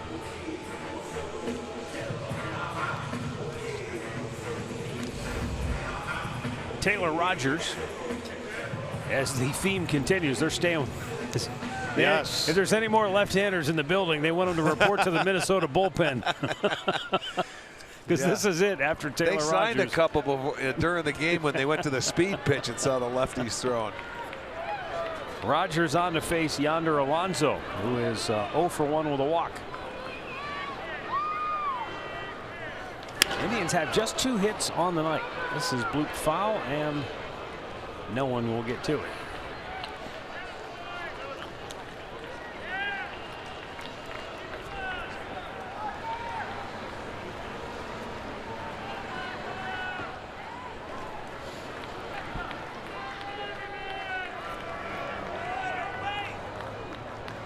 Paul Molitor's troops have pitched really well tonight. Mejia started. He went 5, gave up just 1 hit.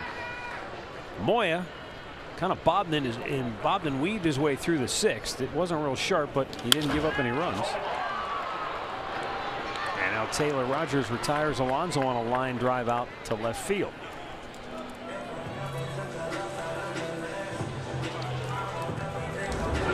And now Yan Gomes 0 for 2 coming to the plate.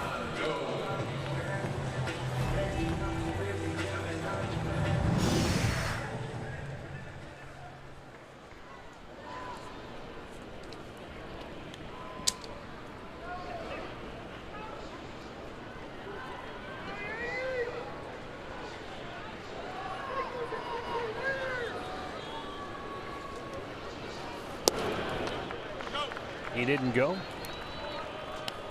And it's ball 1.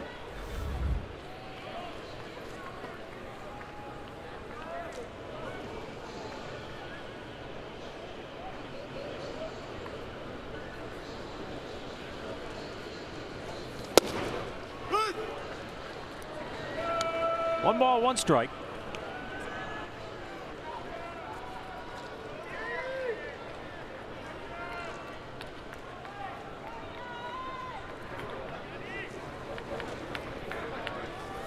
Hit him in the foot, I think. Yeah, sure did. So Gomes will go down to first, and the Indians have a 1-out base runner for Jason Kipnis.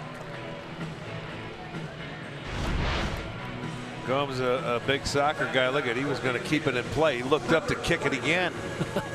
This one goes off the front foot, around that toe. That was the breaking ball. Usually they call it the back foot slider. That was the front foot slider, and he's on first base now with 1 out.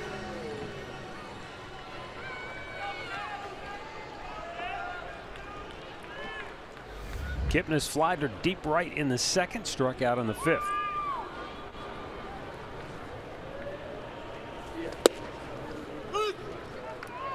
Fastball in there for a strike.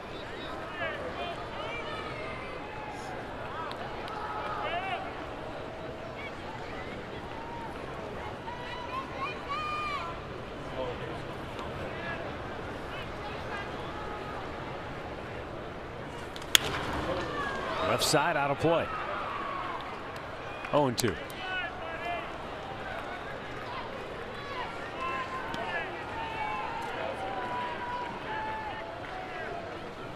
White Sox pushed the Yankees into extra innings tonight. New York has broken on top 3-1 in the 10th now on the south side of Chicago.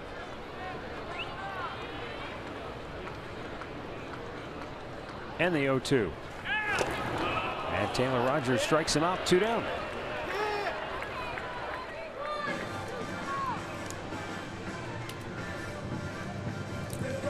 Rajay Davis coming to the plate.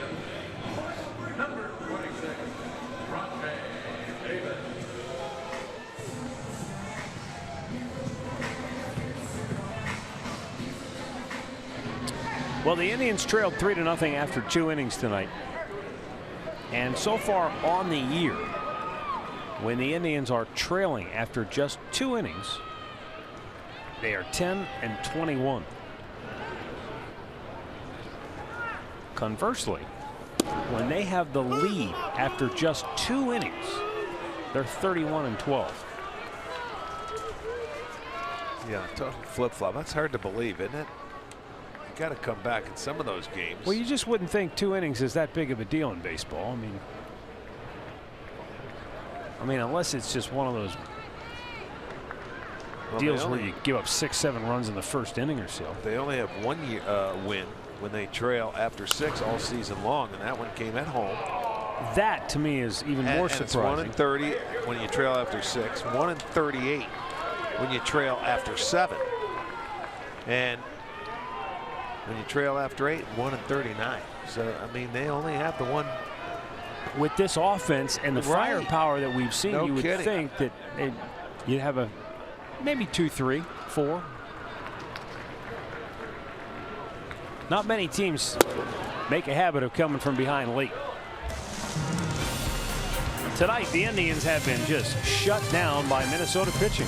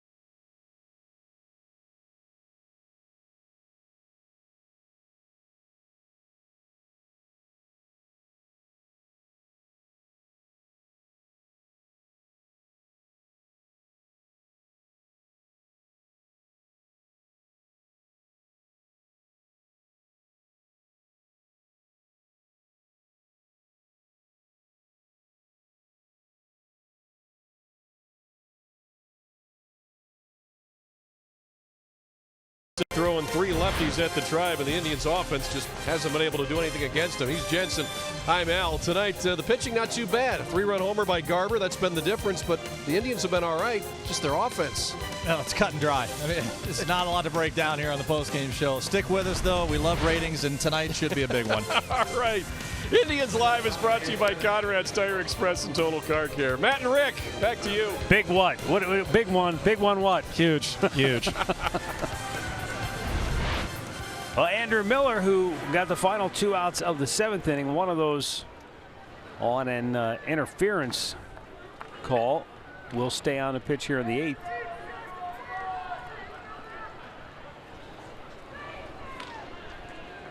He only threw 4 pitches in that 7th inning, so that makes sense.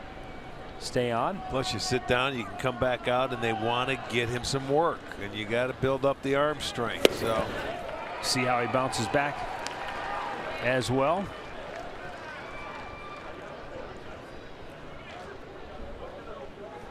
That's what, too, when you look back, so impressive. His postseason in 2016. How many innings he pitched in the highest pressure situations a pitcher can be put in postseason baseball, where one bad pitch and it could be the end of your season. he changed the way of relief pitching. Set a standard, let's put it that way, between he and Tito, and the way he was used throughout that series because of injuries, you know, to starting pitchers, and you had to bridge the gap. And boy, did he ever. The 1-2. Got him looking. Painted the outside corner. He was going in and out on Sano. And just sort of had him in the rocking chair. He wasn't sure which way that ball was going to go. That's a backdoor slider, and it comes in and it catches the outside edge. Sano thought it wrapped around the plate, but no luck. Trip Gibson says it caught it. So he'll go down a strikeout victim looking. You know, you think back to that World Series too, and because of how effective Miller was, you saw Joe Madden ultimately trying to do the same thing with Aroldis Chapman. So yes, he did. He not only changed the way teams look at how they want to attack in the postseason, he changed it within the same series he was pitching in. And almost got burned doing it. Yeah, Madden didn't have Andrew Miller. No. His guy wasn't used to that. No. He almost got burned. He got off the hook. But you know that that's what the Indians are hoping. Andrew's hoping. That's what he wants to do. He doesn't want to come back and just be a guy. No, he's too competitive. He wants to come back and be himself. And he knows what he's capable of doing, and he knows what he did for this team. And, yeah, we expect the same thing. To be that difference maker. Yeah. Not just to come back and be able to pitch. He wants to bridge the gap.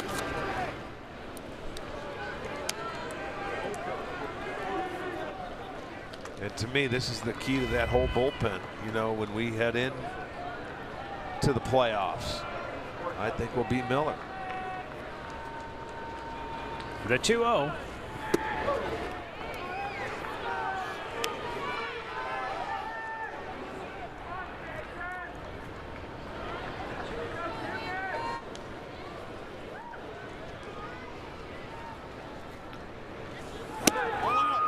It's a ball outside. So a 4-pitch walk to Forsythe. Recapping our storylines courtesy of your local Ford dealers. Carlos Carrasco, he was trying to move into a tie for the league lead in wins, but it's a weird night because in the end you say 10 hits, that jumps out at you, but it was just a 3-batter stretch in the second inning that cost him the runs tonight. Yeah, but Minnesota hit the ball pretty hard off him tonight. They really did. They had some good at-bats. Well, Rosario had 4 hits against him. Polanco had 2 and smoked another one. But he had 8 strikeouts in his 6 1/3 innings.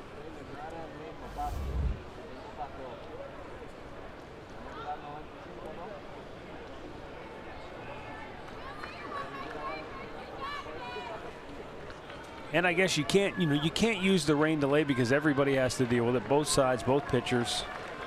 But it was just kind of a weird night. 2-hour, 10-minute delay before he ever got started. And then when Carrasco was out there in that second inning, when they scored, it's a pretty steady rain falling at that time too. But other than that, it's been an exercise in futility for Cleveland as far as swinging the bats go. They have 2 hits.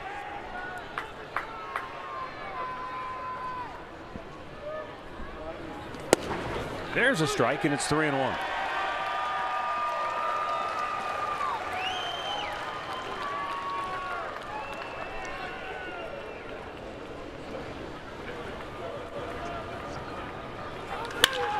High fly ball, left field. Brantley running back. He has room into the corner and makes the catch to retire the side. So Andrew Miller works through a scoreless 8th, and it's still 3-0 Minnesota.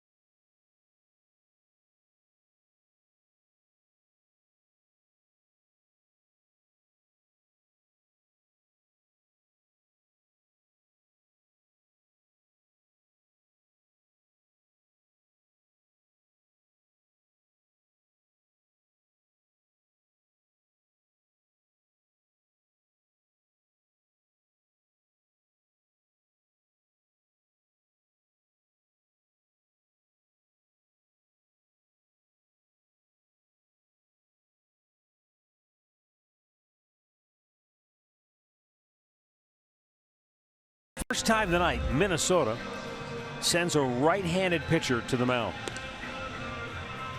They ran out of lefties. They ran out. It's wait till September. It may change. They'll have an opportunity. Trevor Hildenberger coming out for the 53rd time. He's been pitching very well for the Twins. He's 1-1 in 10 career games against the Indians with a 2.70 ERA. Walk and 8 strikeouts. Made his major league debut in this ballpark June 23rd of last year.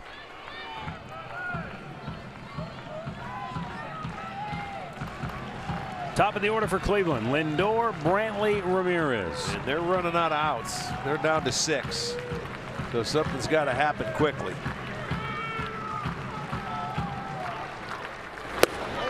Outside, ball 1.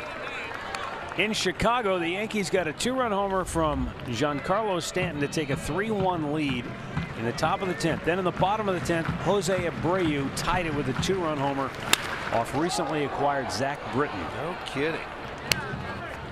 And so it's 3-3. White Sox, I think, are no, they've gone to the 11th now.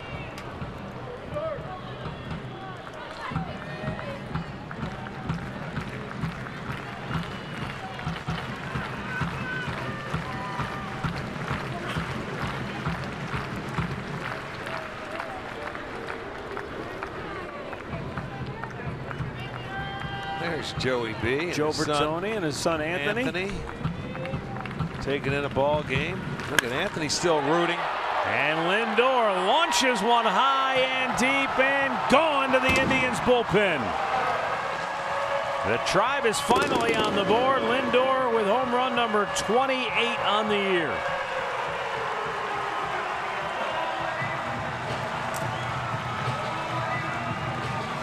Well, there you go. One swing and you're on the board. That's another multi-hit game for Lindor.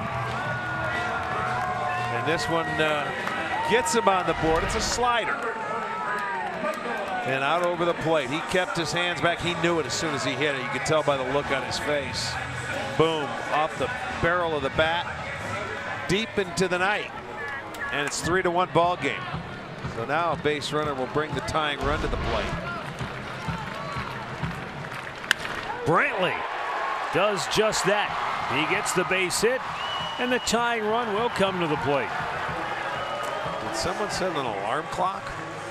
But he comes back on a breaking ball. It's called right-handed pitcher in the game. Well, there you go. Back-to-back hits. And now the tying run is coming to home plate. And it's Jose Ramirez, who is 0 for 3 tonight.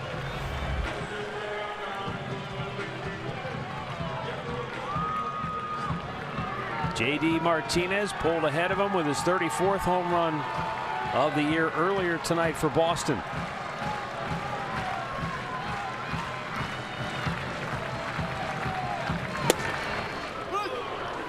First pitch strike to Ramirez.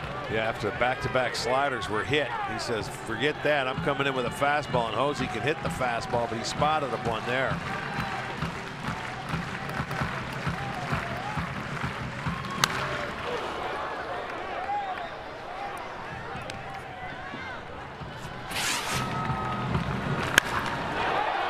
Lindor's swing on StatsCast.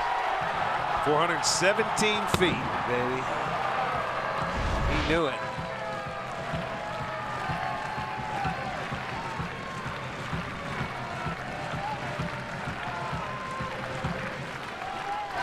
Oh, nice block by Garver.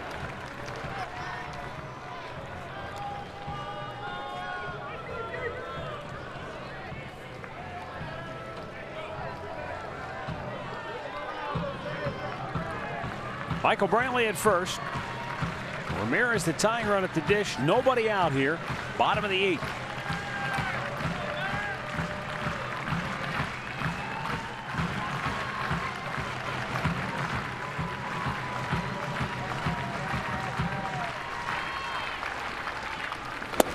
Missed outside with a fastball. 2-2. 19,921 the announced attendance here tonight. Those who have remained through the 2-hour and 10-minute rain delay at the outset. Hoping to see the Indians come from behind.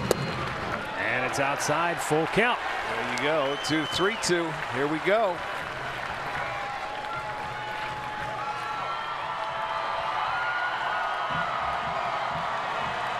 Edwin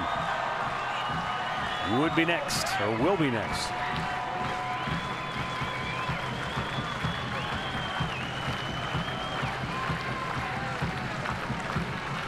Oh, wow. Did he pull the string on that one? 79 miles an hour. You won't see Ramirez that far out in front of a pitch very often this year. No, that's a changeup.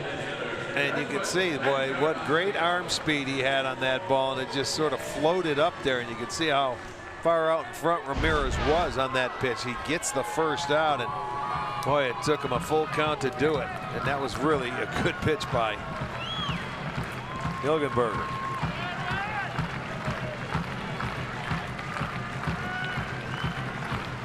Edwin Encarnacion 0 for 2 with a walk. And the pitch is low, ball 1. Twins have 3 on the left side of the infield. Now we're holding Brantley, so other than that, nobody on the whole right side of the dirt.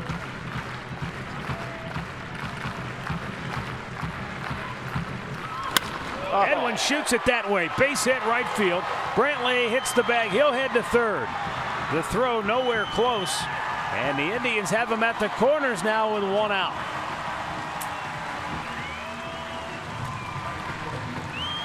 Well, Edwin stayed back on this beautifully and just takes it the other way, man. That's it, pushing it the other way. Did not try to go deep. He just hit into the opportunity, and it sent Brantley to third. That's going to bring the pitching coach out. Now they have runners at the corners. There's 1 out. And that's 3 hits in the inning. They needed a right-hander. And Leonis Martin has been called on to pinch hit, and Eric Gonzalez has been called on to pinch run at first base. So the wheels are turning here in the 8th in both dugouts. That's the tying run at first base.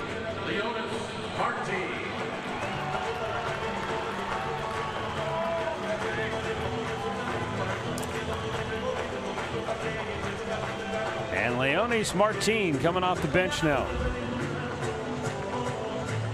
Martin 0 for 1 as a pinch hitter with the Indians. Overall this year 0 for 3 coming off the bench as a pinch hitter. Well, good chance to get this second run home. Going to look for a pitch he can elevate.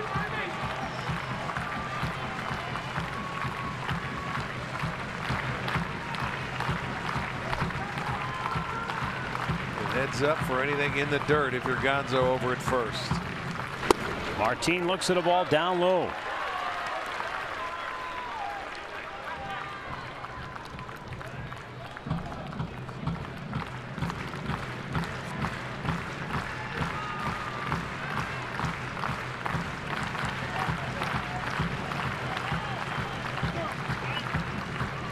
The Indians had 2 hits through the first 7 innings tonight, but now 3 hits here in the 8th inning. The first of which a solo homer by Lindor to get him on the board. Now the 1-0, and Martin way out in front of it, just as Ramirez was. Boy, that's an effective pitch for him. Yeah, that changeup is. It sure is. He's used it twice so far, and he's got 2 swings and misses.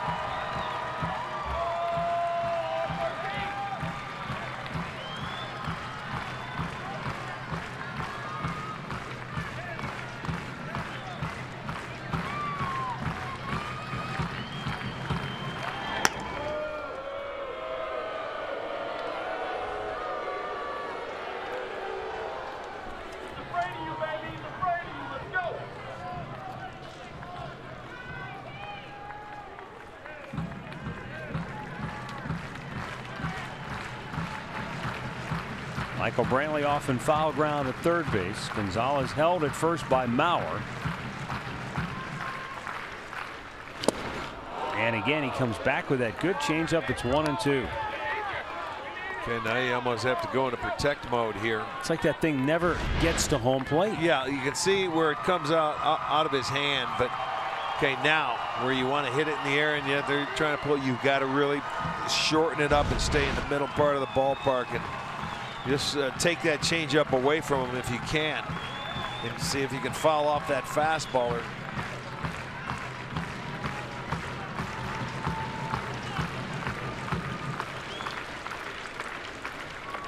there you go. Deep center field, back is Cave. On the track, makes the catch. Tagging and coming home is Michael Brantley. It's a one-run game. Nice adjustment there to that changeup where he stayed back and he didn't try to do too much with it and really got the job done. That's a good at-bat by Martin. Check this swing. He gets it and just boom, just not much of a stride. He says, I'm just gonna, he tried to use the whole field or the big part of the field. He gets his job done. The runner comes in from third. And, you know, you still have another inning. And you still have another out here in the eighth with Yonder Alonso coming to the plate. And Alonso's had a good opportunity, Arch, to sit and sort of watch how he's pitched these guys, what he's throwing. See if it pays off for him. Three-man shift right side of the infield now for Minnesota.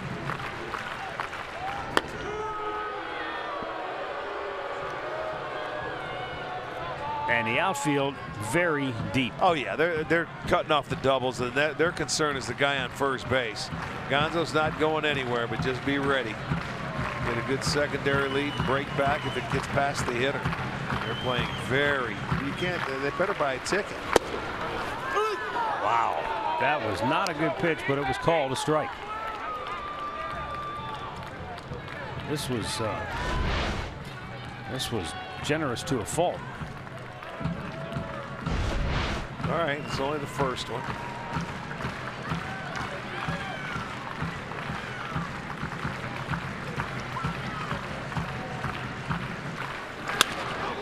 And that's over the top of the dugout.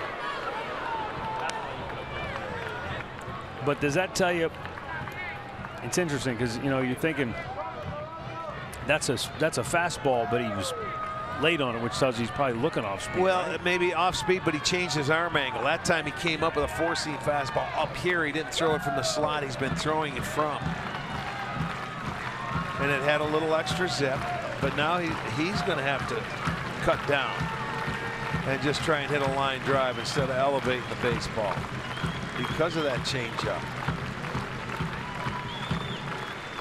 Pitch out, thinking they're going to run. Not 0-2.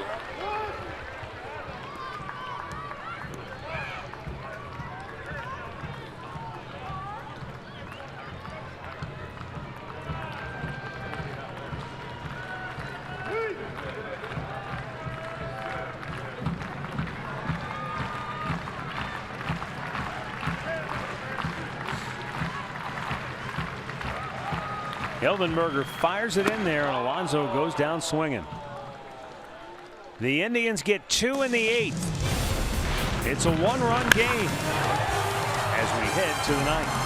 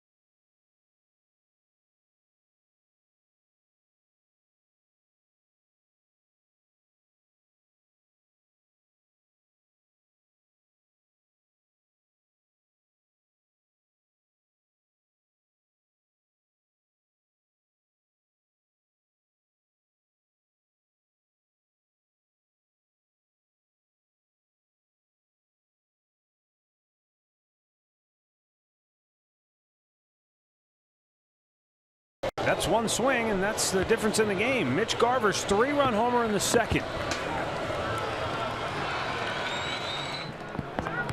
That brought the rain.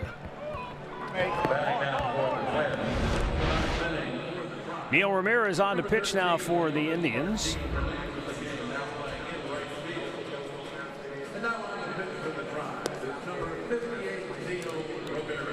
And Leonis Martin stays in the game. He goes to right field with Rajay Davis patrolling center this evening. Yeah, and Raj, you know, not a right fielder, so Martin can handle it over there with a good arm. No problem. Now you need a 0. And it will be Mitch Garver who leads off for the Twins. And with apologies to those who have been with us all night long, if you weren't with us last night, Mitch Garver came on and pitched the final inning for Minnesota in a 10-0 blowout win by the Indians. He worked a scoreless inning. He was the only Twins pitcher to post a scoreless inning last night. How about that? And then comes up and hits a 3-run homer in his first at bat.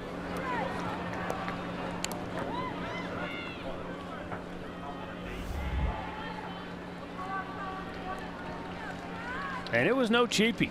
He climbed the wall and left, hit it up into the bleachers, and he did it during a steady rain in that second inning.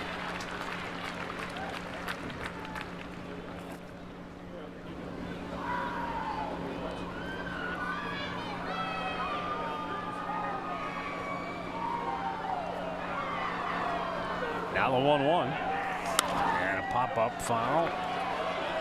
Yonder can't get there.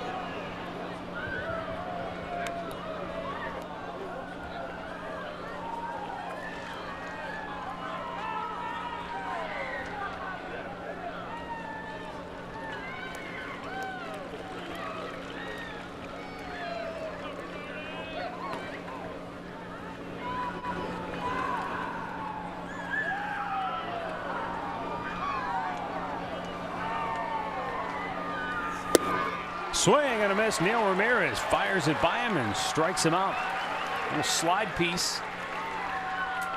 One down here in the 9th inning. First baseman Joe Mauer.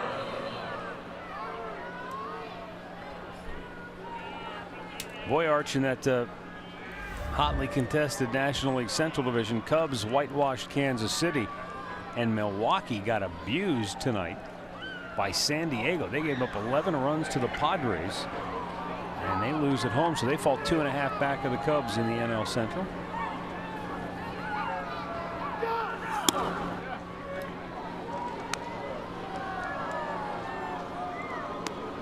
That's going to be a dogfight over that league, you know, until the end, I think. Yeah. You know, with the way everything's playing out and how closely contested everything is. Well, and there's so many teams that are fighting for the wild card. Alan Jensen's kind of took us through the whole scenario. Yeah, they did earlier. And I mean, it's just, you could make a case for as many as 1, 2, 3, 4, 5, 6, 7, 8 teams if you want to go all the way down to San Francisco, started the day 500. Yeah, that I don't want to do because there's way too many teams to climb above. But there's legitimate 5-6 teams that could easily truly make it. You know, depending on if they get hot, and what their schedule is, and if they stay healthy.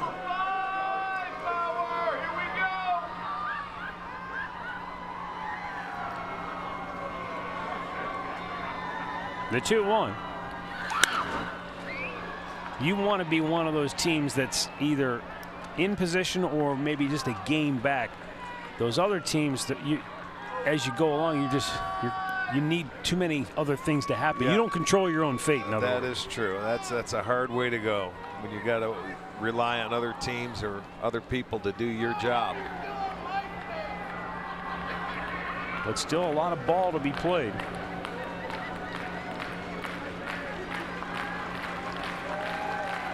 After tonight, 50 games to go for Cleveland. Yeah.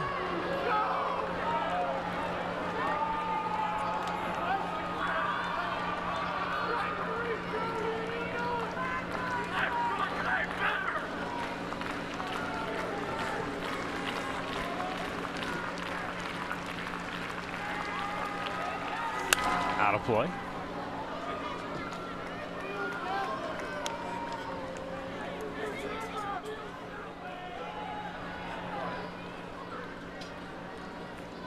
Three balls and 2 strikes.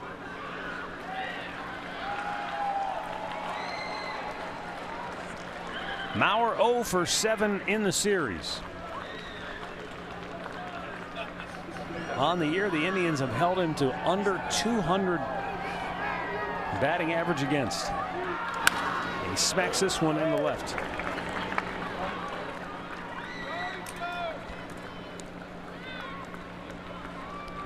Boy, Eddie Rosario is now coming to the plate, and this guy, they haven't figured out a way to get him out. Look what he did. Early, he started. He didn't swing too hard. He picked that ball up off the ground and tried to stretch it into a double. A great throw by Geyer got him at second base. And then he roped 2 balls. This guy can hit the pitch that's not a strike. That one was, and it had too much of the plate. And he drilled a changeup down the line. That's 4 for 4 right there with a pair of doubles.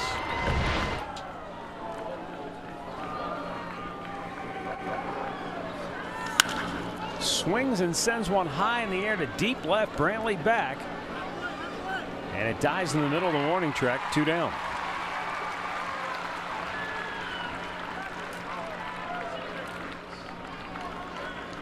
Mauer was all the way to second base, and he really had to put the hammer down because Brantley made a great throw to Lindor, and Frankie turned, and had Mauer been dawdling at all, he'd have fired to first. He would have had a double play there.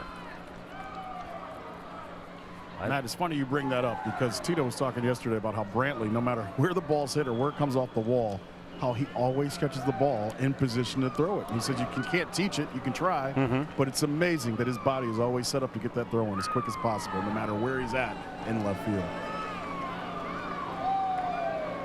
It's funny, I never would have thought of this before you just made that comment, but it reminds me of the old John McDonald theory of how infielders, it's all about footwork, and for outfielders it's the same thing. Brantley doesn't have a cannon for an arm, but he gets himself into position to get rid of it so quickly that it makes up for some of that. It's the key to being an outfielder, and it's the footwork, and it's getting yourself in position, no doubt. And when you're a left, I'll tell you what, I think he's got a benefit here too. In when you're a left-handed thrower, coming off that wall, it just plays into it because he can just turn and throw to second base. You know, and he knows this field so well. Glove hand going down the line, boom, plant, turn, throw. He can turn on a dime and just unload that throw with great accuracy. A good left-hander can play a great left field. Oh, got him looking. Beautiful pitch by Neil Ramirez, his second strikeout. So he does his job. And now it's up to the offense against Rodney in the 9th.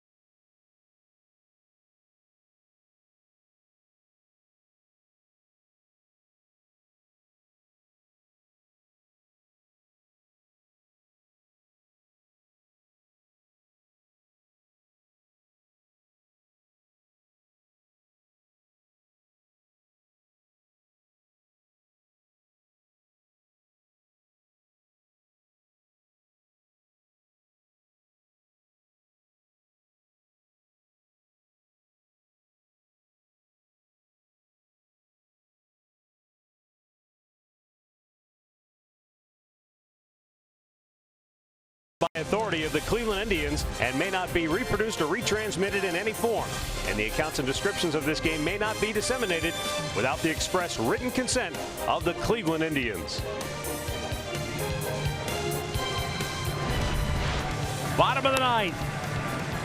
Indians down a run. Fernando Rodney trying to close it out from Minnesota. That's the third warm-up pitch he has thrown. He just got to the mound before we came back from break. Yeah, he takes a long time. Well, you know, at his age, it takes a while to get into the mound from the bullpen, but he's fine. This is where, I mean, we've seen him for years and with a number of different teams. There's the do-ups coming up against Rodney in the ninth. You have to make sure this guy gets in the strike zone. He can be all over the place. He's a two-pitch pitcher. He's a fastball. He's a changeup. But he must throw strikes because he will walk you.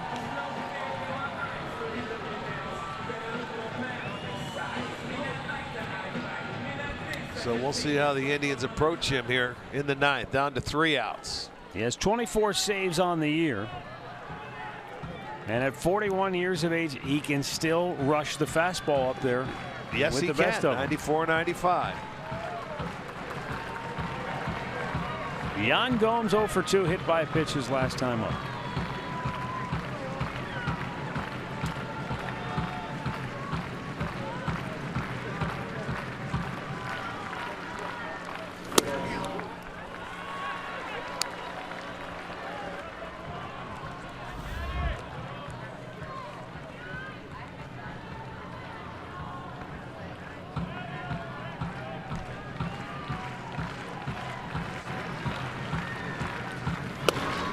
There's a good fastball in for a strike.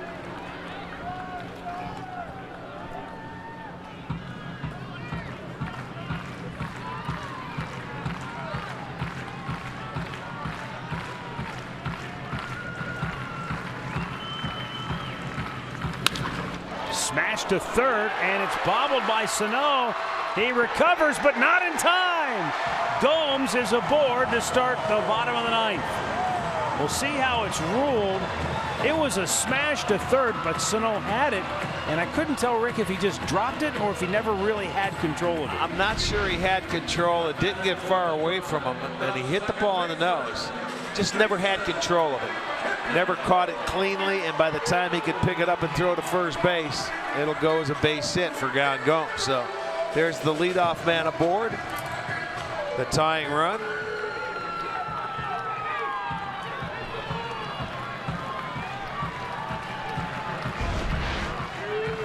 Jason Kipnis is 0 for 3 on the night. He has struck out twice.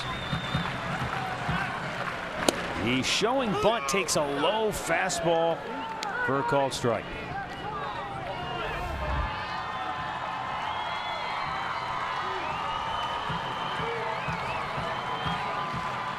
I don't know if that was a sacrifice or if he was just thinking maybe if I can element of surprise. Bunt for a hit there. Well, Cabrera could be in the wings.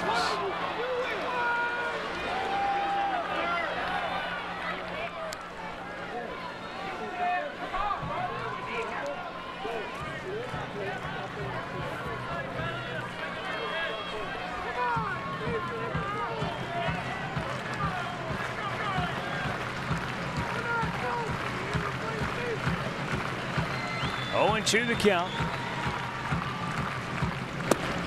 And a low fastball, bottom of the zone, rings him up, 1 down.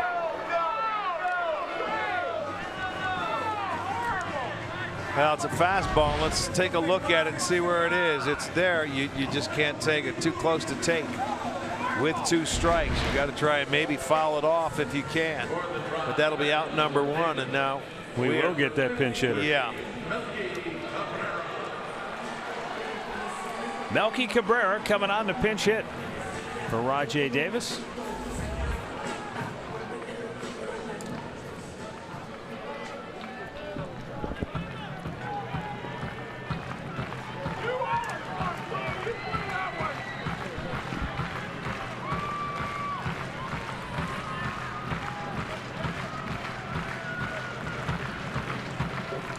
Inside, ball 1.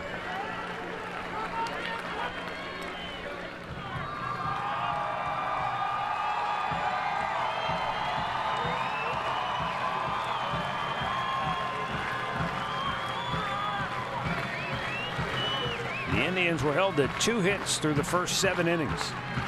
And they scored twice in the 8th to get themselves back in it. And now the leadoff man aboard here in the bottom of the 9th. With 1 out, Melky Cabrera called on to pinch hit. And he's sitting pretty, 2-0.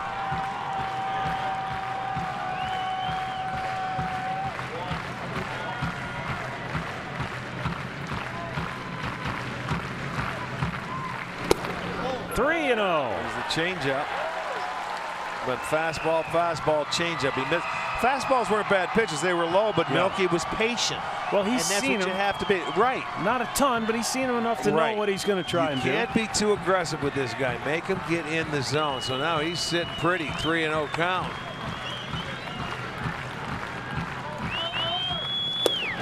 Taking all the way, 96-mile-an-hour fastball. Well, it's amazing. 41 years old, he can still fire it in there. Yes, he can.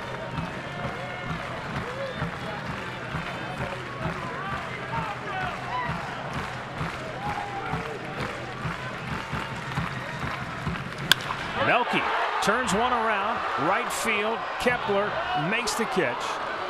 And back to first goes Gomes, and there are 2 down. Well, what more would you want? You got Lindor at the plate with 2 down on the bottom of the 9th, representing the winning run. And the last time up, he blasted one out of here.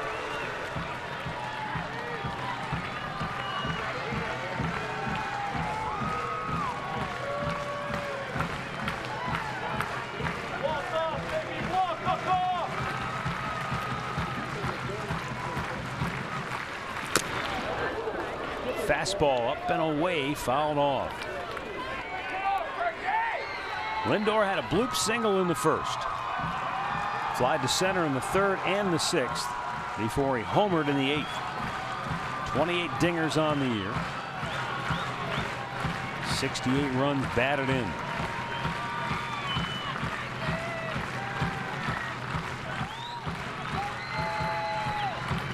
In the dirt, knocked down by Garver. And Gomes didn't get a real good read on it, so he just stays right there. Not that he could have got the second, but you have to anticipate this pitch right here. You know, he didn't really get a good secondary lead. He's the tying run. You get to second, and everybody is so deep in that outfield. I mean, that extra base means a lot here. 1 ball, 1 strike.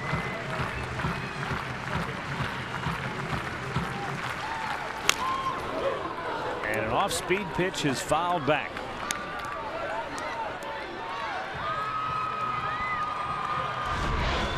Here's the changeup upstairs.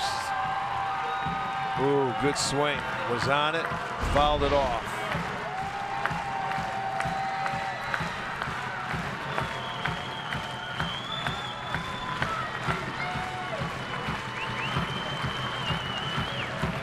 Up and away, and it gets away. There you go. And the tying run is in the scoring position now as Gomes goes to second on the. We'll see how it's ruled. It's got to be a wild pitch. I would think. Yeah, I would think wild pitch. I mean, it's you know, a catcher can't handle that when you're looking down in the zone.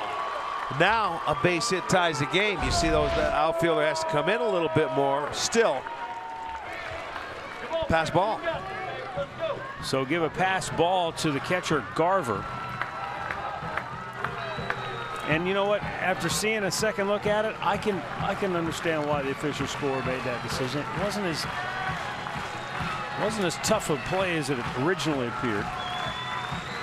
It's all a moot point if Rodney gets Lindor. But Lindor still has a chance, and he fights off a 2-strike pitch to stay alive.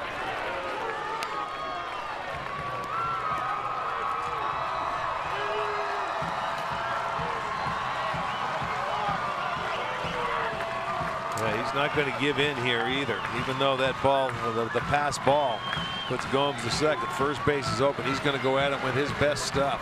She's hoping. He's praying, let's go. We need a base hit. We can stay here even longer. Keeping the faith. 13 minutes past midnight. And strike 3 called, ends the game.